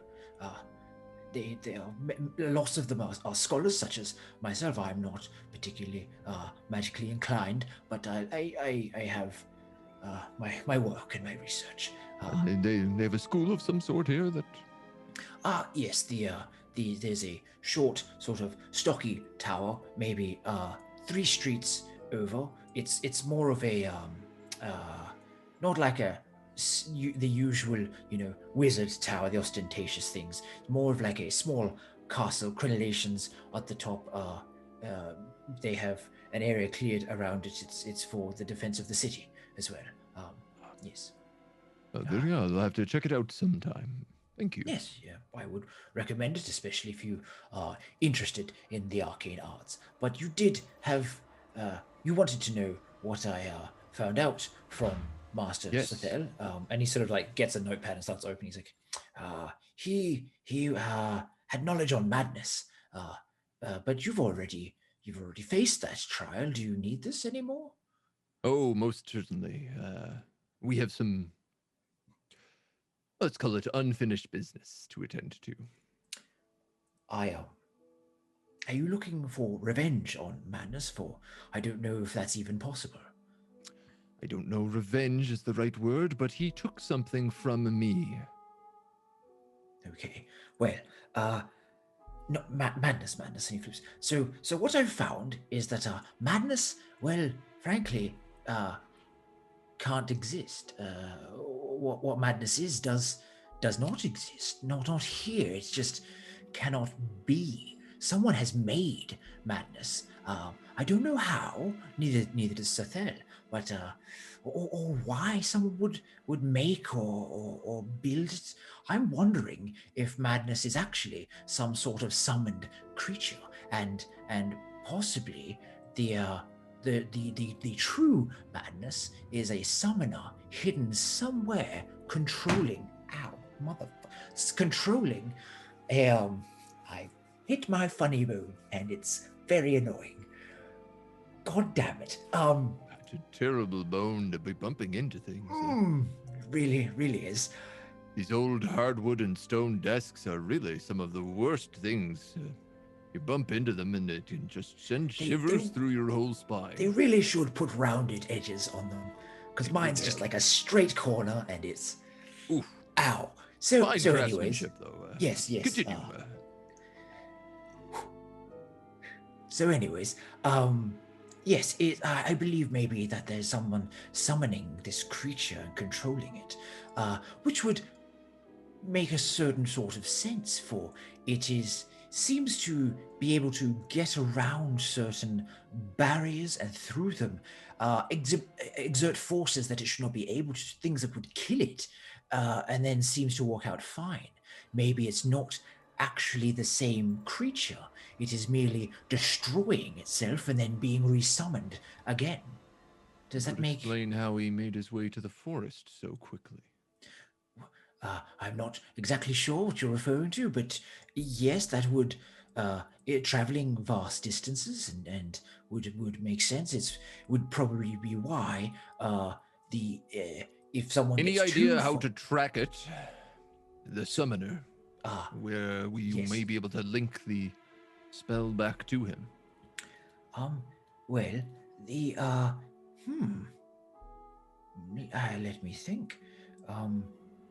Not that I can think of. Maybe powerful divination magics might be able to, if since you do know something of madness. I do wonder if a diviner of sufficient power would find the beast or the controller, if there is one.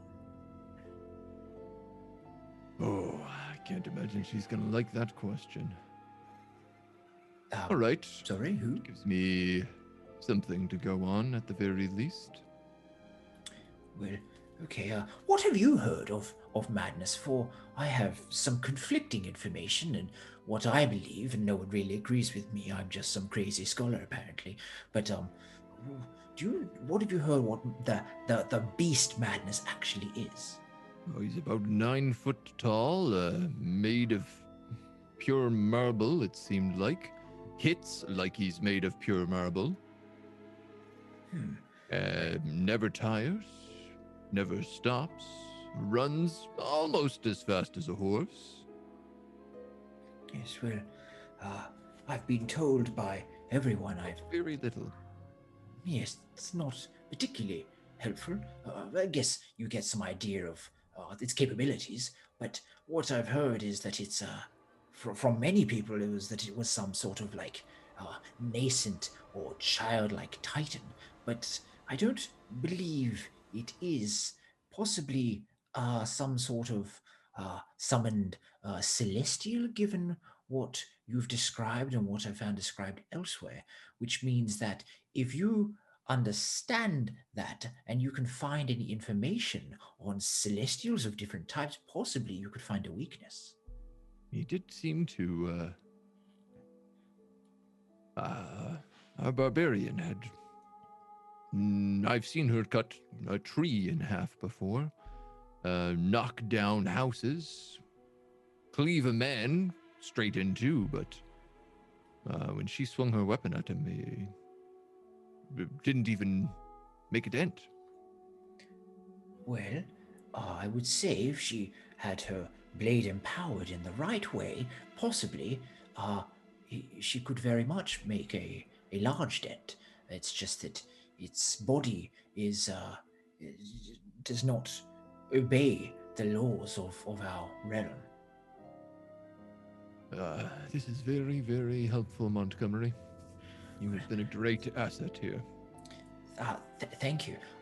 Maybe once you've dealt with your creature, I know you're being sent off. We could sit down and take some time to fill out more information for my studies and book, and that would be a way of repaying possibly all the information I have given you. If your information proves to be as valuable as it seems, I will happily repay you with his head. Oh, I don't know what I'd do with that, but mostly I want to write my work, my book. So information, please. I don't really do well with blood and body parts. I'll make sure someone writes something down. Thank you. Perhaps that bard. Bard. And Sarah stands up and then kind of puts himself together to leave. Bard, okay, they're usually very good with stories. Goodbye, Saros. See you again. I hope so. Okay. And you head back. So, you're just going back to sleep? Yes, I think I'm going to try to avoid immediate suspicion of checking out the mage's school right away and head back to the town. Okay. So we'll say you all sleep the night through. The next morning, you get up, breakfast is made, and there is a note left for you on the table saying, our timetable has moved up. You will need to depart after dinner tonight or tomorrow morning latest. Fantastic. What would you like to do with your day?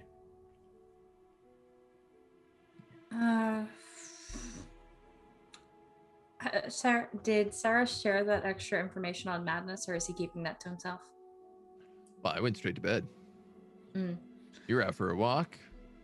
Yeah, but I don't even know when I got back, so. I mean, I've collected a bunch of information here on the Bastard 5 that I haven't really shared entirely yet, so.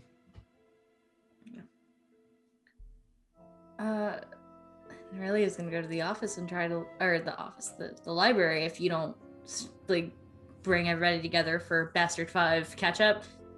I'm going to the library to see if I can keep finding anything on the Mother of Crawling Night, or how to deal with driders or spiders, or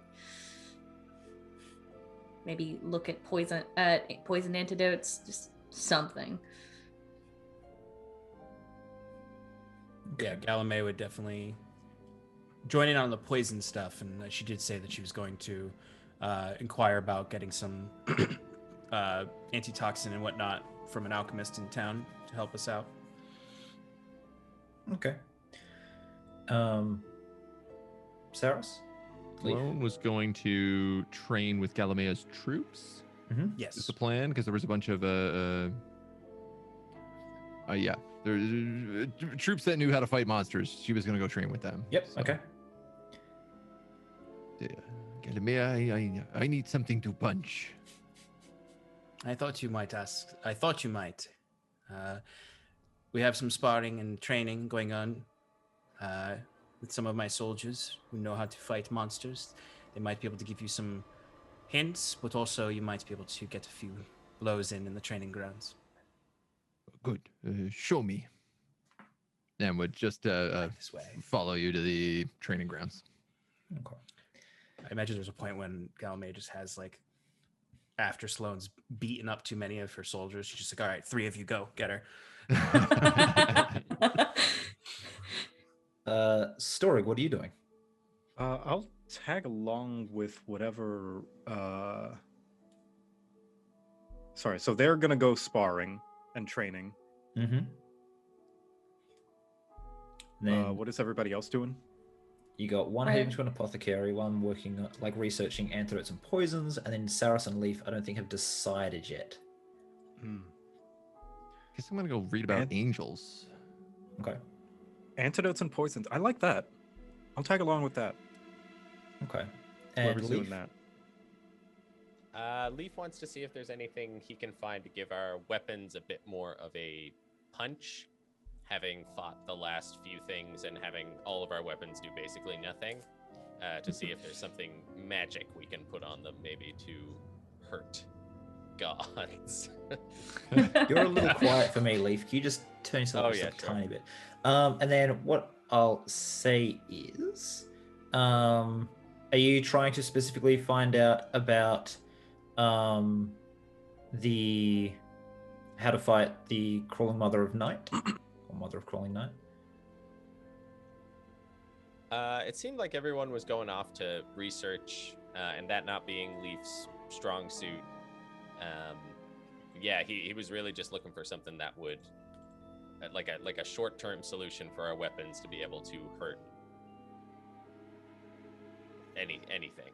I know we fought madness and stuff too, so anything that we can use to fight these terrible creatures that are stronger than our world, and maybe make them bleed. So do you want to go to the apothecary or the smith? The smith. Okay. All right. So the group going to because the apothecary is probably where you're going to find books on poisons and stuff as well. Really, that would be the best point for it. So we've got 3 heading off that way.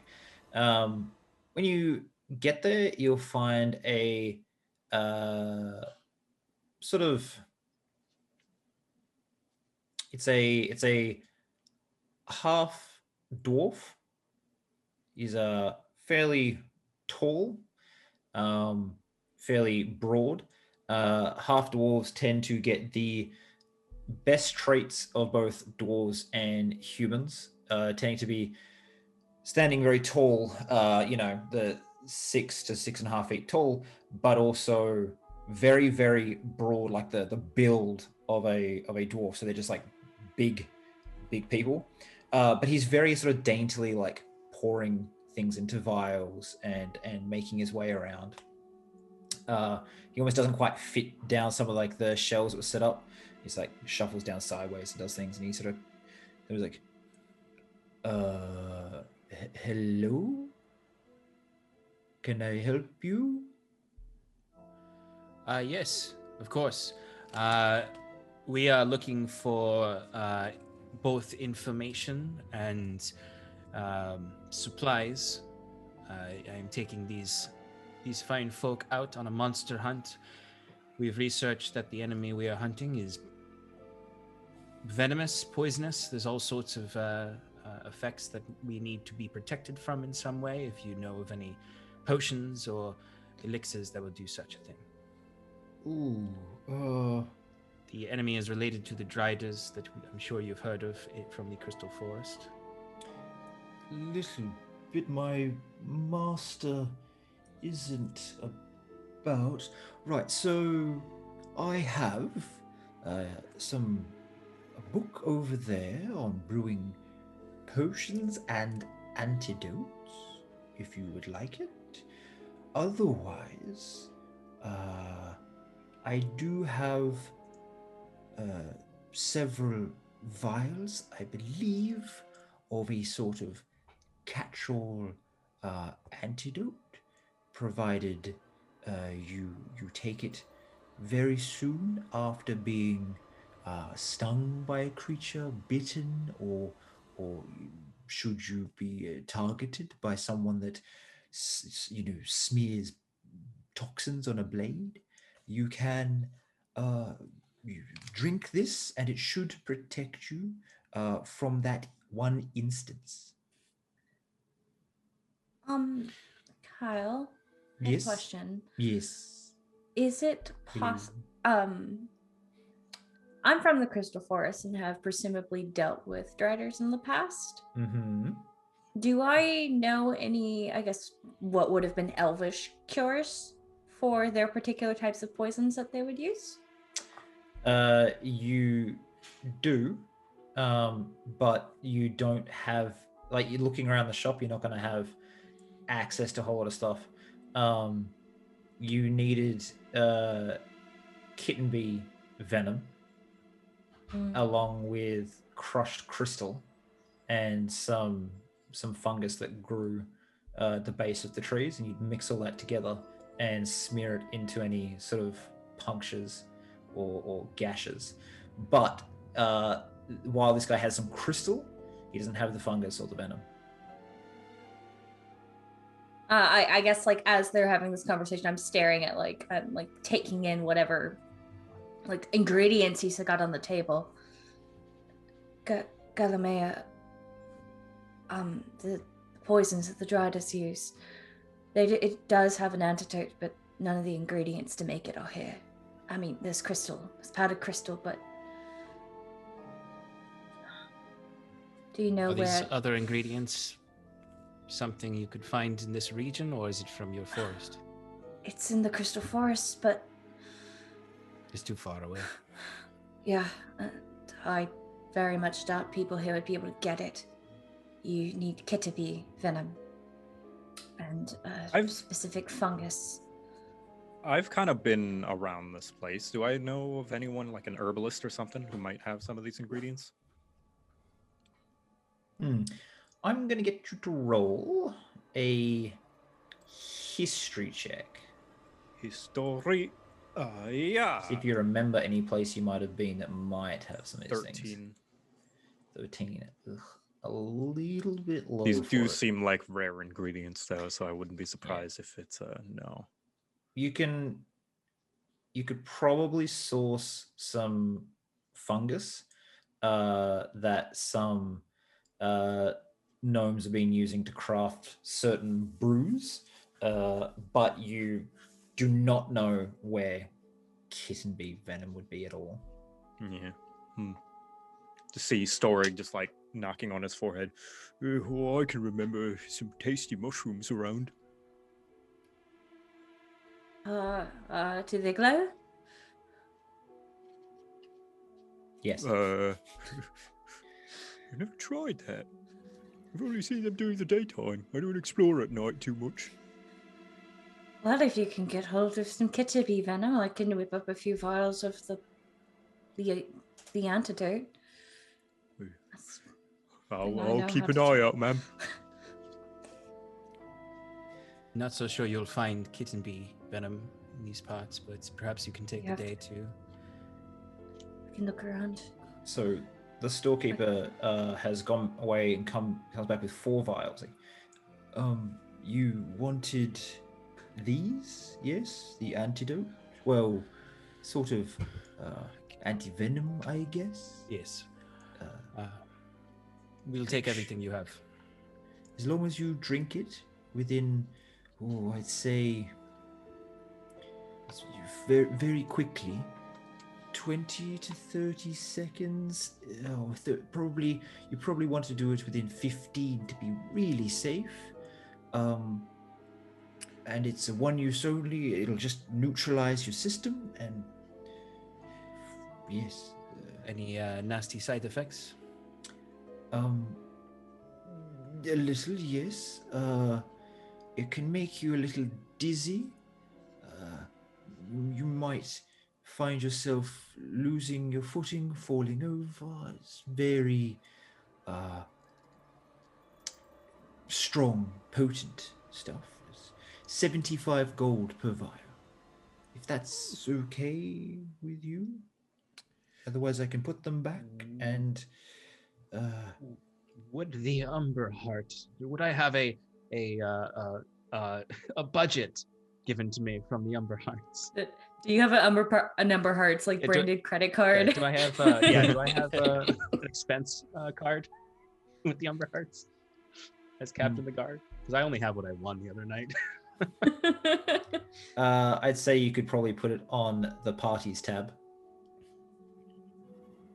Okay. How much money do we have as a party? Because I do not have a lot. Like Nia didn't either. Like 16,000 gold. You get a lot. We will source the gold. Do not worry. You will be compensated. Okay. And he sort of like wraps it up. Is anything at all that you might need? There was that book that you said you had that perhaps our friend Rylea here can study. That the pricey tome. It's very, very useful. We actually managed to get that from. It's got a variety of authors that contributed. One from the Northern Elves, one from the Southern, and a couple of our own Order of the Raven. That book also contains some minor spells in it that would be able to be, if you have any wizards, could be learned. 250 gold pieces. How much gold do I have? None. Well, you've got your portion of the gold we have that you can Yeah, use. I just never added it to the sheet. Before we agreed to take the tome, I was wondering if you knew if there was any place here in the city where I could find Kitaby venom. It's a rare ingredient, especially this far away from the forests. No, it spoils very quickly, so it's not something we could feasibly stock. It's worth a try. Unless Do you want know- the one how that could alter time? It would be impossible, I would say. You're doing this on purpose, Nova. That was So out of mad. character, by the way. I assume I'll just put the gold down for the tome Okay. then. We'll deduct it after the session. Yeah, we'll deal with that. He'll wrap it up and he'll send you on your way because he was messing with things at the time. He's kind of like keeps eyeing it, like as the color in a vial is changed, like, just wraps it. I'm sorry, and he like goes back to his work. Is there anything else you wanted to ask him at all before you go? From here. Real quick, he might not know this. Given a circumstance where the antidote does not work or we do not get to it in time, knowing the effects of dried poisons or venoms of similar suit, what would your recommended recourse be? Amputation of infected limb or mercy? You see Storig visibly flinch at either option. It's really not something I've dealt with. The book. Look in the book. And he sort of gives you that. So if I know the antidote for drider venom, do I know the effects of drider venom? You are not much of a going around messing with things warrior, so no. I'll say no.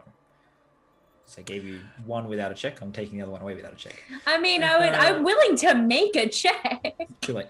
Last question. What was your name again? Names. My name is Simon. I've decided. Good for you, Simon. Simon, another question. Do you have any solutions that might be useful in the dissolving of substances, particularly webs, things that might be able to free us from bindings, such as those? Fire? I was hoping a little bit less injurious to us. Something that might neutralize the adhesive properties. He takes the book. No, the book is wrapped. He won't. He's like, looks at it. He's like, pretty sure. It's all in the book. Fire or acid, not great either way. All right, well, you've been very helpful, Simon. Thank you for these resources. We will see to ensuring you are compensated. Okay. Because we're nearing the end of our time for the session, what I'll say is when you go to the smith, he's actually not there. He's been called away. He'll be back tomorrow. what was it you wanted to do again, Saros? You wanted to go research. I'm gonna go angels and read stuff? about angels and celestial summons and stuff like that. Okay. How to kill an angel. Yes. Okay. Right next to the How to Kill a God book. Yeah. I will. I'll actually provide you with some homework after this. I'll find some things and I'll get you some stuff to read. Yeah, I know. I'm the worst. So, as you guys have all spent your day wandering around, preparing things, reading the books, we will have you also get prepared for this dinner. Now, you all had nice clothes given to you. Storig, you will. They've had to get you clothes a couple times, so you'll have like a very nice suit. Would you like a white suit with like red tie, black suit? What do you feel like? Ooh. Storig is definitely like looking over every option. Oh, but that one looks more sophisticated. Oh, but it's too much. It's too much. Oh, that one definitely gives me a nice presence. But maybe a presence. Maybe I want to blend into the crowd. What do you all think? I'm so bad at choosing fashion. I think that one looks lovely, dear. And she'll point to the white one. Ooh, it does look very regal. All right then, I'll go with that one. It's just white suit, red tie. White suit, red tie. So the choices were black, white suit, red tie, or so like a purple suit with a red coat with gold buttons. Oh no, that's too much. Oof, no. Okay. All right. So you go off to this dinner. Storig will have to get there a little early. He's going to play a piece to start with. Mm-hmm. Would you like to make I play something jaunty, lighthearted. Okay. Make a performance check for me, please. Oh boy. Ha! Should be good. I've got Never expertise. say that in Foundry. Hey-oh, 34. Yeah. Jesus. But Yeah, very should far be good. good. So you play this jaunty, lighthearted tune, and as they sort of like sit there and they're waiting for their food and stuff coming out, you just like see them like tapping their feet gently, like against their will almost, just like enjoying the music. Goffroy comes in. Henry sort of comes in, picks up a meal and leaves. Does he look like he's as soon as Henry comes in, really it'd be trying to see how his He looks like he's been see if stitched he's up. He's got okay. poultices across his face and chest and stuff. He's still injured, but he's healing. Mhm. What And then direction is he leaving in? Like back to the living quarters, or back to his own living quarters. But then he heads off. And then a much older man, maybe like 80 years old, comes in. This is Robert Umberhart, the grandfather of Henry, father of Goffroy, the lawmaster. And he has a tattoo that goes sort of up his neck of a coiled dragon. And he has a big old scale, like platinum piece around his neck that is very similar to what Nia had, but it's not the exact same one. So he is a follower of Bahamut. Marks himself out as Sol Zorik and Bahamut together.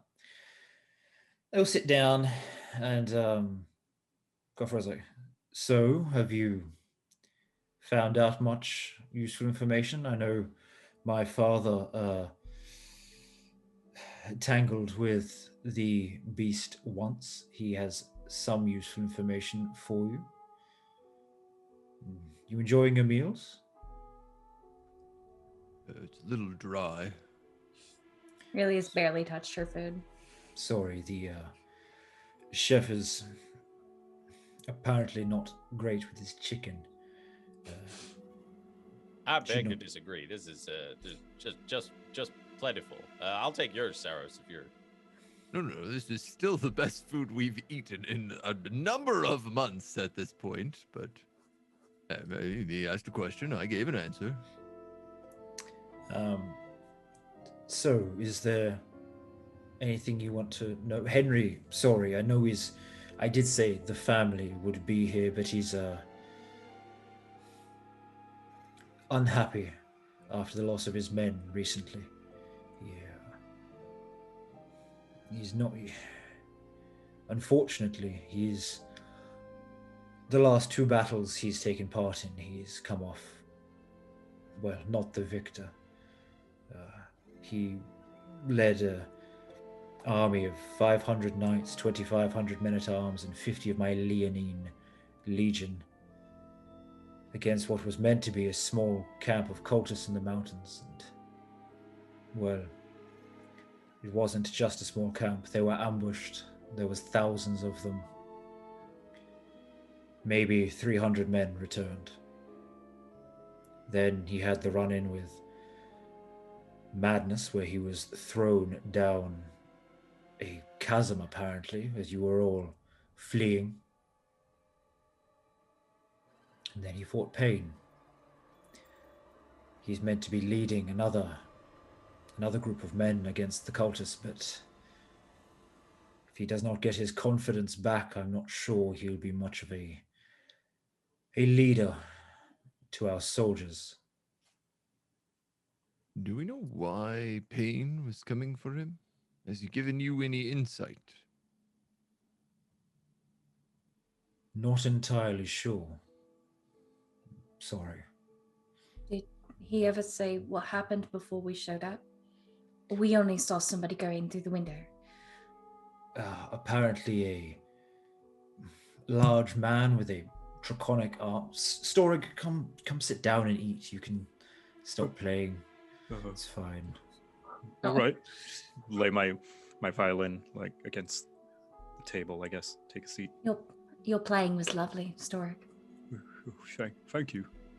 Thank you for the meal. Sloane is just staring at the violin wordlessly, not eating anything. Oof. Henry keeps hiring bards to perform, and while I do love their music, I feel that they don't get treated as they should. They should sit and eat with us and be part of the household. So, you don't have to call me sir here, Storig. Just sit, eat, and relax. Storig already having like a big cheek full of food in his mouth, just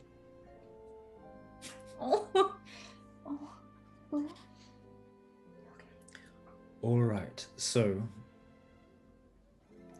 apparently that man came in and was inches from tearing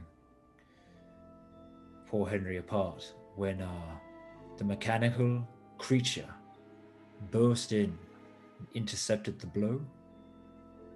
And then your former companion, Nia, followed. It doesn't make much sense to me why those 3 were fighting. I think Henry was in the wrong. Someone's leaving. It's just Henry going up to his bedroom, apparently. I think he was just in the wrong place at the wrong time. Just for narrative's sake, how old is Henry? It's like 24. Like appearance. Okay, so he's that's young. very young. Yeah. He's young. Okay. Yeah. Younger than I thought, yeah. Father, I've noticed, is a worshipper of the great dragon. Yes, I am. How can I be of service? I know you're helping my boys deal with some threats to our small kingdom. It's a strange god to follow in these times. Is this a familial tradition, or? I was a worshipper of Solisoric, the sun and dragon god, and in my research, for I gave up my position as head of the house to join the Ravens, and well, they had much information on Bahamut and Tiamat. I've spent time researching, and I believe that I've uncovered some bits of interest. I can tell you, I believe, a small amount because you have not finished your services with us. But yes, I believe Bahamut is, while maybe not alive, still has a chance to be an influence in this world. And your son? Does he share the same beliefs? Your grandson, I suppose I should ask. Goffroy will be like, young Henry does not really worship much of anything. Maybe Hera was his idol once, but not really any longer. Simply looking to draw parallels to what would have brought that beast here. The mother is what you're referring to? No, the man with the dragon arm. I think if anyone knows, it's your friend. I'm sorry to say she was injured last night. We found her,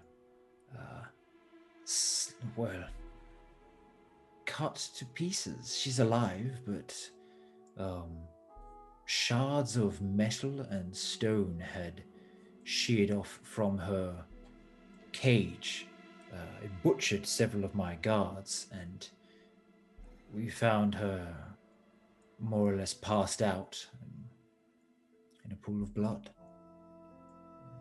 She seemed exhausted, covered in sweat. I don't know how long it had been going on for.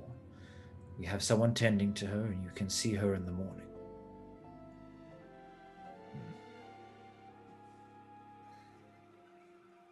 Is that normal for that child?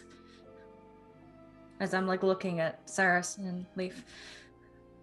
When I met you, she was unconscious in the back of your cart. Is that normal? She's in possession of some strange powers. Which are? Listen, I've been following you around for a month. Can you please just tell me what's going on? Do I need to leave? Is this a private conversation? I suppose not at all. She is linked to this god, Bahamut. There is some history within her family regarding it. The man that attacked was her brother? Brother, I believe. She did say that it was her brother when I spoke with her in her cell, and that she was here for him. We have crossed paths with him before.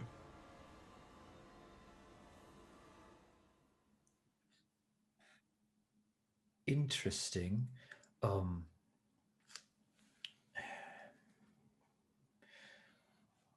As I said, you can speak with her tomorrow. I would like Storig to accompany, to write the story down of everything that's happened here. If that's... You would be free in the morning, Storig? Oh, yeah, yes, of course. Are we not leaving tonight? You could leave tonight or in the morning, your choice. You would not be able to see her till your return, should you leave tonight, though. Some extra time to read through that book, Cyrus, would be helpful. If we leave in the morning, I can... Which book are you talking about? Oh, we picked up a book from... Shelby forgets the name of this place. Simon's shop. Yeah. Oh, It's okay. just a book on antidotes, toxins, something to help us combat poison. You do realize that the journey is maybe 600 miles. You'll be traveling for weeks. You have time to read it as you go. I was trying to tell my friend that it was okay if he wanted to spend the night to talk to his friend in the morning, sir. Fine. Is there anything you wish from us? You have the Lawmaster here. I was here last time the five arrived. I might be able to give you some small pieces of information. I was living in Echelon at the time. They targeted some. It was the heir to the van back then. A young woman. Survive? Sorry, what was that, Leaf? Did she survive? Did she when She- they targeted her? She did. She was a biomancer of some skill, a healer. She was meant to be the heir to the house. She was a kind, gentle woman who wanted to do what was best for everyone. Heal the sick, empower people. And the five twisted her, broke her down. She is now something dark. Lush. I believe that's what they call her, yes.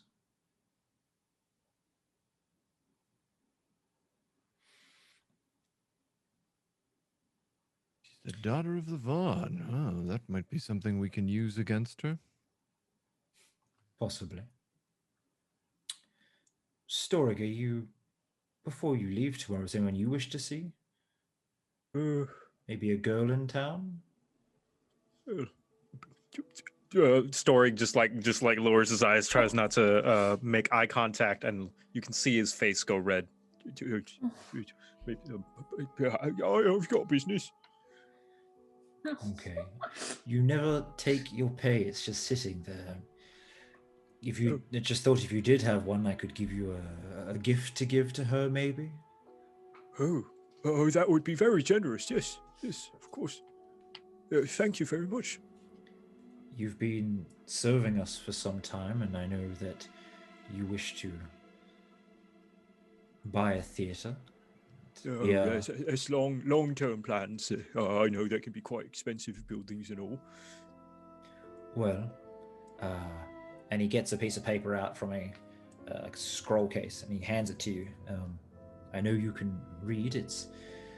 We have sponsored you on your return to join a performing troupe in Etrilo. You will be given everything you need, and if you can garner some attention for yourself in the capital, we will be purchasing a theater, building one really here, which we would Story like. just like drops all professionalism and goes and grabs them and just like lifts them in a big old hug. Oh, thank you so much. You just You sort of have like no idea how much this means to me. smiles, just sort of like pats you, like, put me down, son. It's okay. Oh yes, sorry. Just puts him down and clutches the parchment close to him, close to his chest. I'll do you proud. I will. I know you will. Your playing is excellent. It's probably the best I've heard in a while, and we've had some very skilled musicians through here recently. What I think we will do is, if you come and want to make that theatre your home, play there for a while, earn your keep, and it will be yours after some time. I would like that very much. Good. Your mother's songs are beautiful. There's an air of pride to Storig's stance. His slouch is gone. Oh. So the first time really has been like smiling in a while, just watching this. One last gift to make sure that everyone knows that you're part of my household and family. And he slides off his signet ring and he passes it to you. A gift for yourself or to any you wish to give it to know that they are protected by us. Oh, I can't. It's far too much. It's nothing. You have been with us for years. You helped free tribes in the north. You've played for us almost every night. Why would I not? You don't take your pay. You eat nothing. You wear the plainest of clothes. You do not wish to. You don't want us to spend our money to dress you up nicely. This is the nicest I've seen you in a long time. Well, thank you. You're very welcome. Where were we? I think we were talking about the cult and the 5. Gotta do one last job before retirement. I can't see. There's too many death flags here. Is there any, I suppose, relevant information on the cult of dragons that we should know before leaving?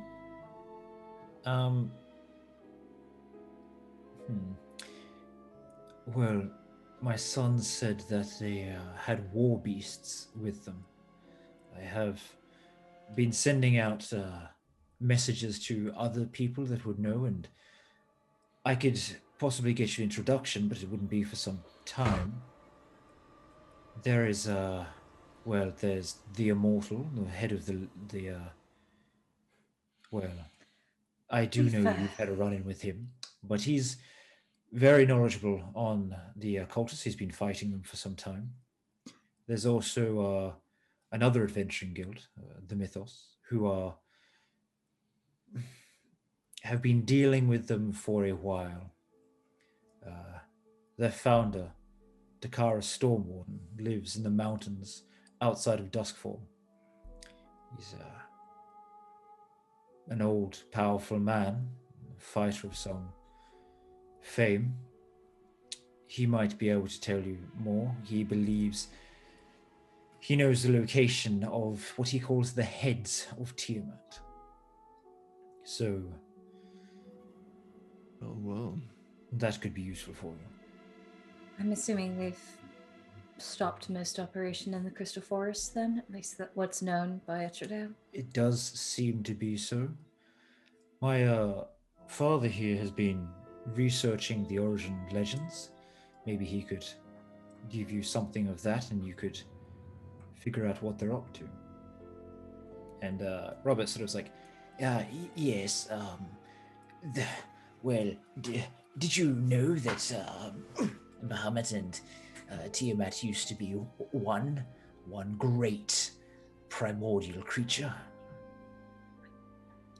I can't say I did. Really, the most information I ever knew on the cult was its attacks on my lands. That's all. Anyone else heard anything about them at all? Can't say other than children's stories. What have you heard then, young Storig? Simply large dragons bringing destruction, eating children who don't finish their vegetables, that sort of thing. Okay, well, Bahamut and Tiamat were once a great dragon titan that fought against the others. They sided with the gods a long time ago. They were cut in two by one of the titans of the mountains, a huge stone beast. However, on being cut into two, the two halves became the light and the dark gods of dragons, the chromatic and metallic, and they rent that titan asunder. Now, from what I understand, titans are very similar to gods, but don't need worship to stay corporeal and important and powerful. So, there has been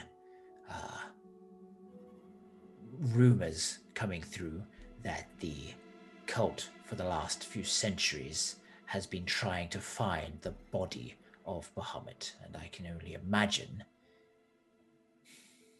it's because they want to reunite it with Tiamat. With Bahamut dead, the flesh may still be useful. He was, on his death, he turned into a giant deposit of platinum. What would their goal be to reunite these two dragons? The end of all things that's not scalekin. The dragons once ruled this world. Tend to enslave everyone who lives here. Devour everyone that counts in life. That would most likely be it.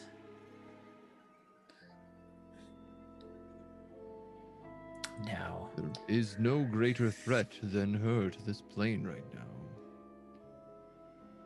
Unfortunately, it is not the greatest threat to us at the moment. well, you all have immediate threats of the five, and this threat to existence, which is Tiamat. We have our entire western area cut off currently by the Mother of Crawling Night, and we cannot get troops into Yakelheim to keep the demons at bay. So we need you to deal with her soon, so we can reinforce the western borders. Once that's done, I will give you the rest of what I have learnt. I intercepted a message coming back through one of the teleportation circles from Chiron. It had some information on the cult, but also something to do with the mother. I believe one of you talked to someone the other day about this. Who is he referring to? Who went and talked to the Order of the Raven about... Was that me and Galamea? That was you and Galamea. That was me. Yes, myself and Galamea. Well, what I have learnt is it's obviously, it's a huge spider. However, the scariest part of its bite isn't necessarily the poison. It's that it paralyzes. Okay. There are ways to protect against this. And there are ways to cure it that I can make sure I have prepared. Furthermore, she can impregnate you with her young. Lovely. Be very careful. The interesting part here is that we think that the spirit of Lolth is contained within this avatar. And with her being trapped on this plane for so long and new gods arising, there is a strong chance killing her will mean, if not a permanent death to an evil goddess, at least a very long time before she is a threat to anyone, thousands of years. Got from killing a spider to killing a god. Well, That shouldn't be any trouble for you, for you three, I guess. Looking also at Slun. Darul. You took on, what'd you call it? The heads of Tiamat before? I have one more piece of information for you. About 33 years ago, I was part of an expedition when it first appeared. We did manage to hurt the beast. It was weaker then, but we found something it was vulnerable to. If you can find a blade of cold iron and infuse it with a radiant light, provided you attack before that infusion leaves the blade. For us, it took several priests empowering a blade for several minutes, and then the infusion left after maybe 30 seconds. But I know that you have some power, Saros. I've been told you're a powerful cleric. Potentially, if you could find such a blade. She is vulnerable to it. It does devastating damage.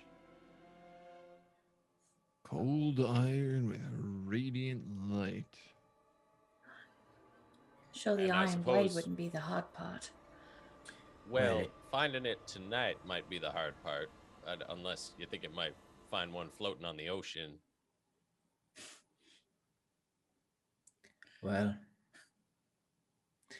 And the doors open up, and you can see desserts coming in. Oh boy. maybe we'll leave this discussion of the cold iron blade for after. And with that, we'll end the session since it's now 12:30, and let you guys have dessert and chill out. We don't know what kind of desserts they are yet. You can't leave us on that kind of cliffhanger. No, we need to What save are that for these when. We don't even know what they are. No, we need to save the dessert for when Shannon's back next week, because Sloan loves sweets. That's true. Oh, that's true. That's I true. There imagine is- this is what snapped her out of her We'll go with Her funk. gaze. lemon meringue tarts, chocolate mousse, and creme brulees. Oh. Each of you gets like a Loser. little cup of each. Like, you know, you've got your own. Somewhere Shannon is sprinting towards her computer. He doesn't Yeah. know why yet. Just got the need to be in a Zoom call. Real quick, Uh, Nova, what do I name that ring as? Just so I know what. Umberhart signet. It is a gold ring. It's a symbol of a lion with the eye of the lion, a small red ruby, and there's like a few small diamonds, like 4 or 5 small diamonds that make up like a constellation above the lion symbol.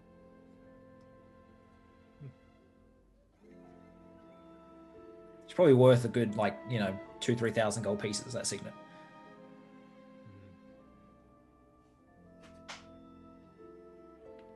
You're a bit of money.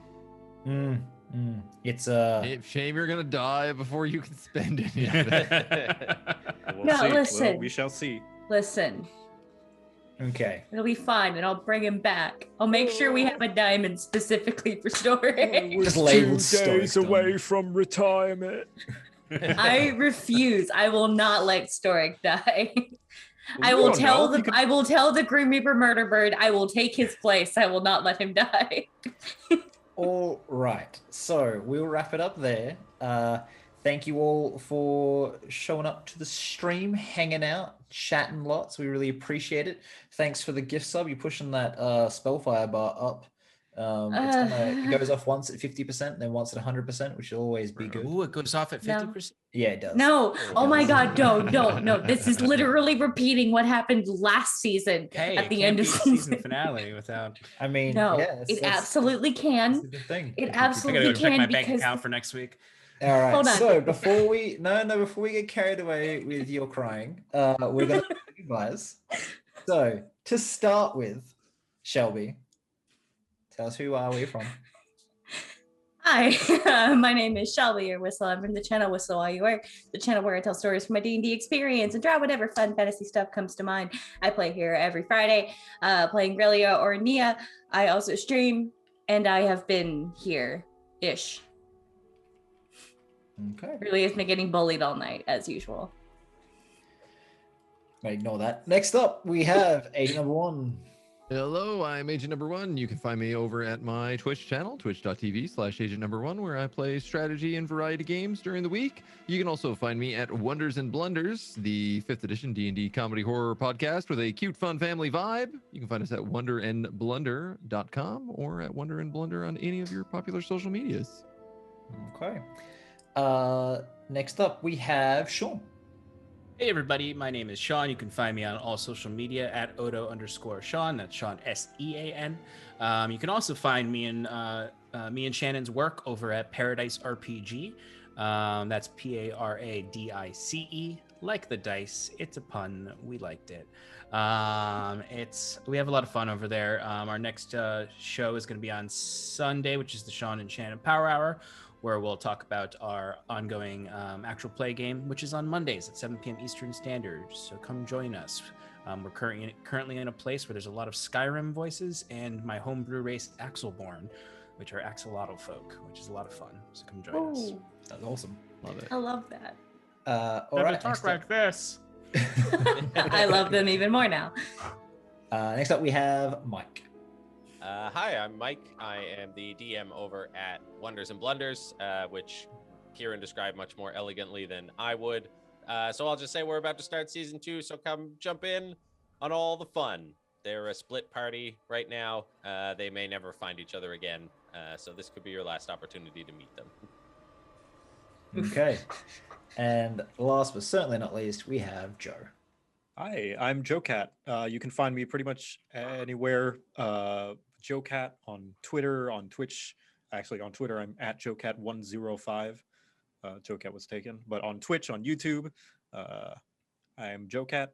I have, what do I have coming down the line? Another animation. If you saw my Solasta stream a while back, you might enjoy this animation. Or if you just like animation in general, that's coming up soon-ish. All right. And hi, I'm Nova or Nova One. I run Roll for Damage. You're here, so you know where I am. There's more links in the panels, along with a bunch of stuff, like our friends and who does the art, which is Bree, and she's amazing. So check her out. Yeah, we have other games. One on Monday night, Australian Western Standard Time at 8 p.m., which is Humblewood, which is a good time. And then we have one on Thursday night, 8 p.m., again, Australian Western Standard Time, which is the Academy of Xander, which is more or less Harry Potter for delinquent teens. So if you want to see that... Horny delinquent teens. Yeah. Go check out that. That's always a good laugh. All right, let's find someone to raid. Don't forget Josh, the amazing tech that's been interacting in the chat this entire time. Josh, you've been great. Thank you. Josh. Thanks, Josh. And Josh. Hero Forge for all your miniature needs. And Sirenscape. All our lovely raid. I want to see you do the speech this time. I immediately started doing it, and I was like, I don't have the energy of agent. I can't. We'll just sign him on for it next week. Dwarven Forge. Oh, that's the wrong place. Heroes Forge. All right. We're gonna run a 30-second ad break. It really helps the channel. Stick around, please, and then we'll be raiding. So we'll see you all next time. Wave goodbye, guys. Bye. Bye-bye.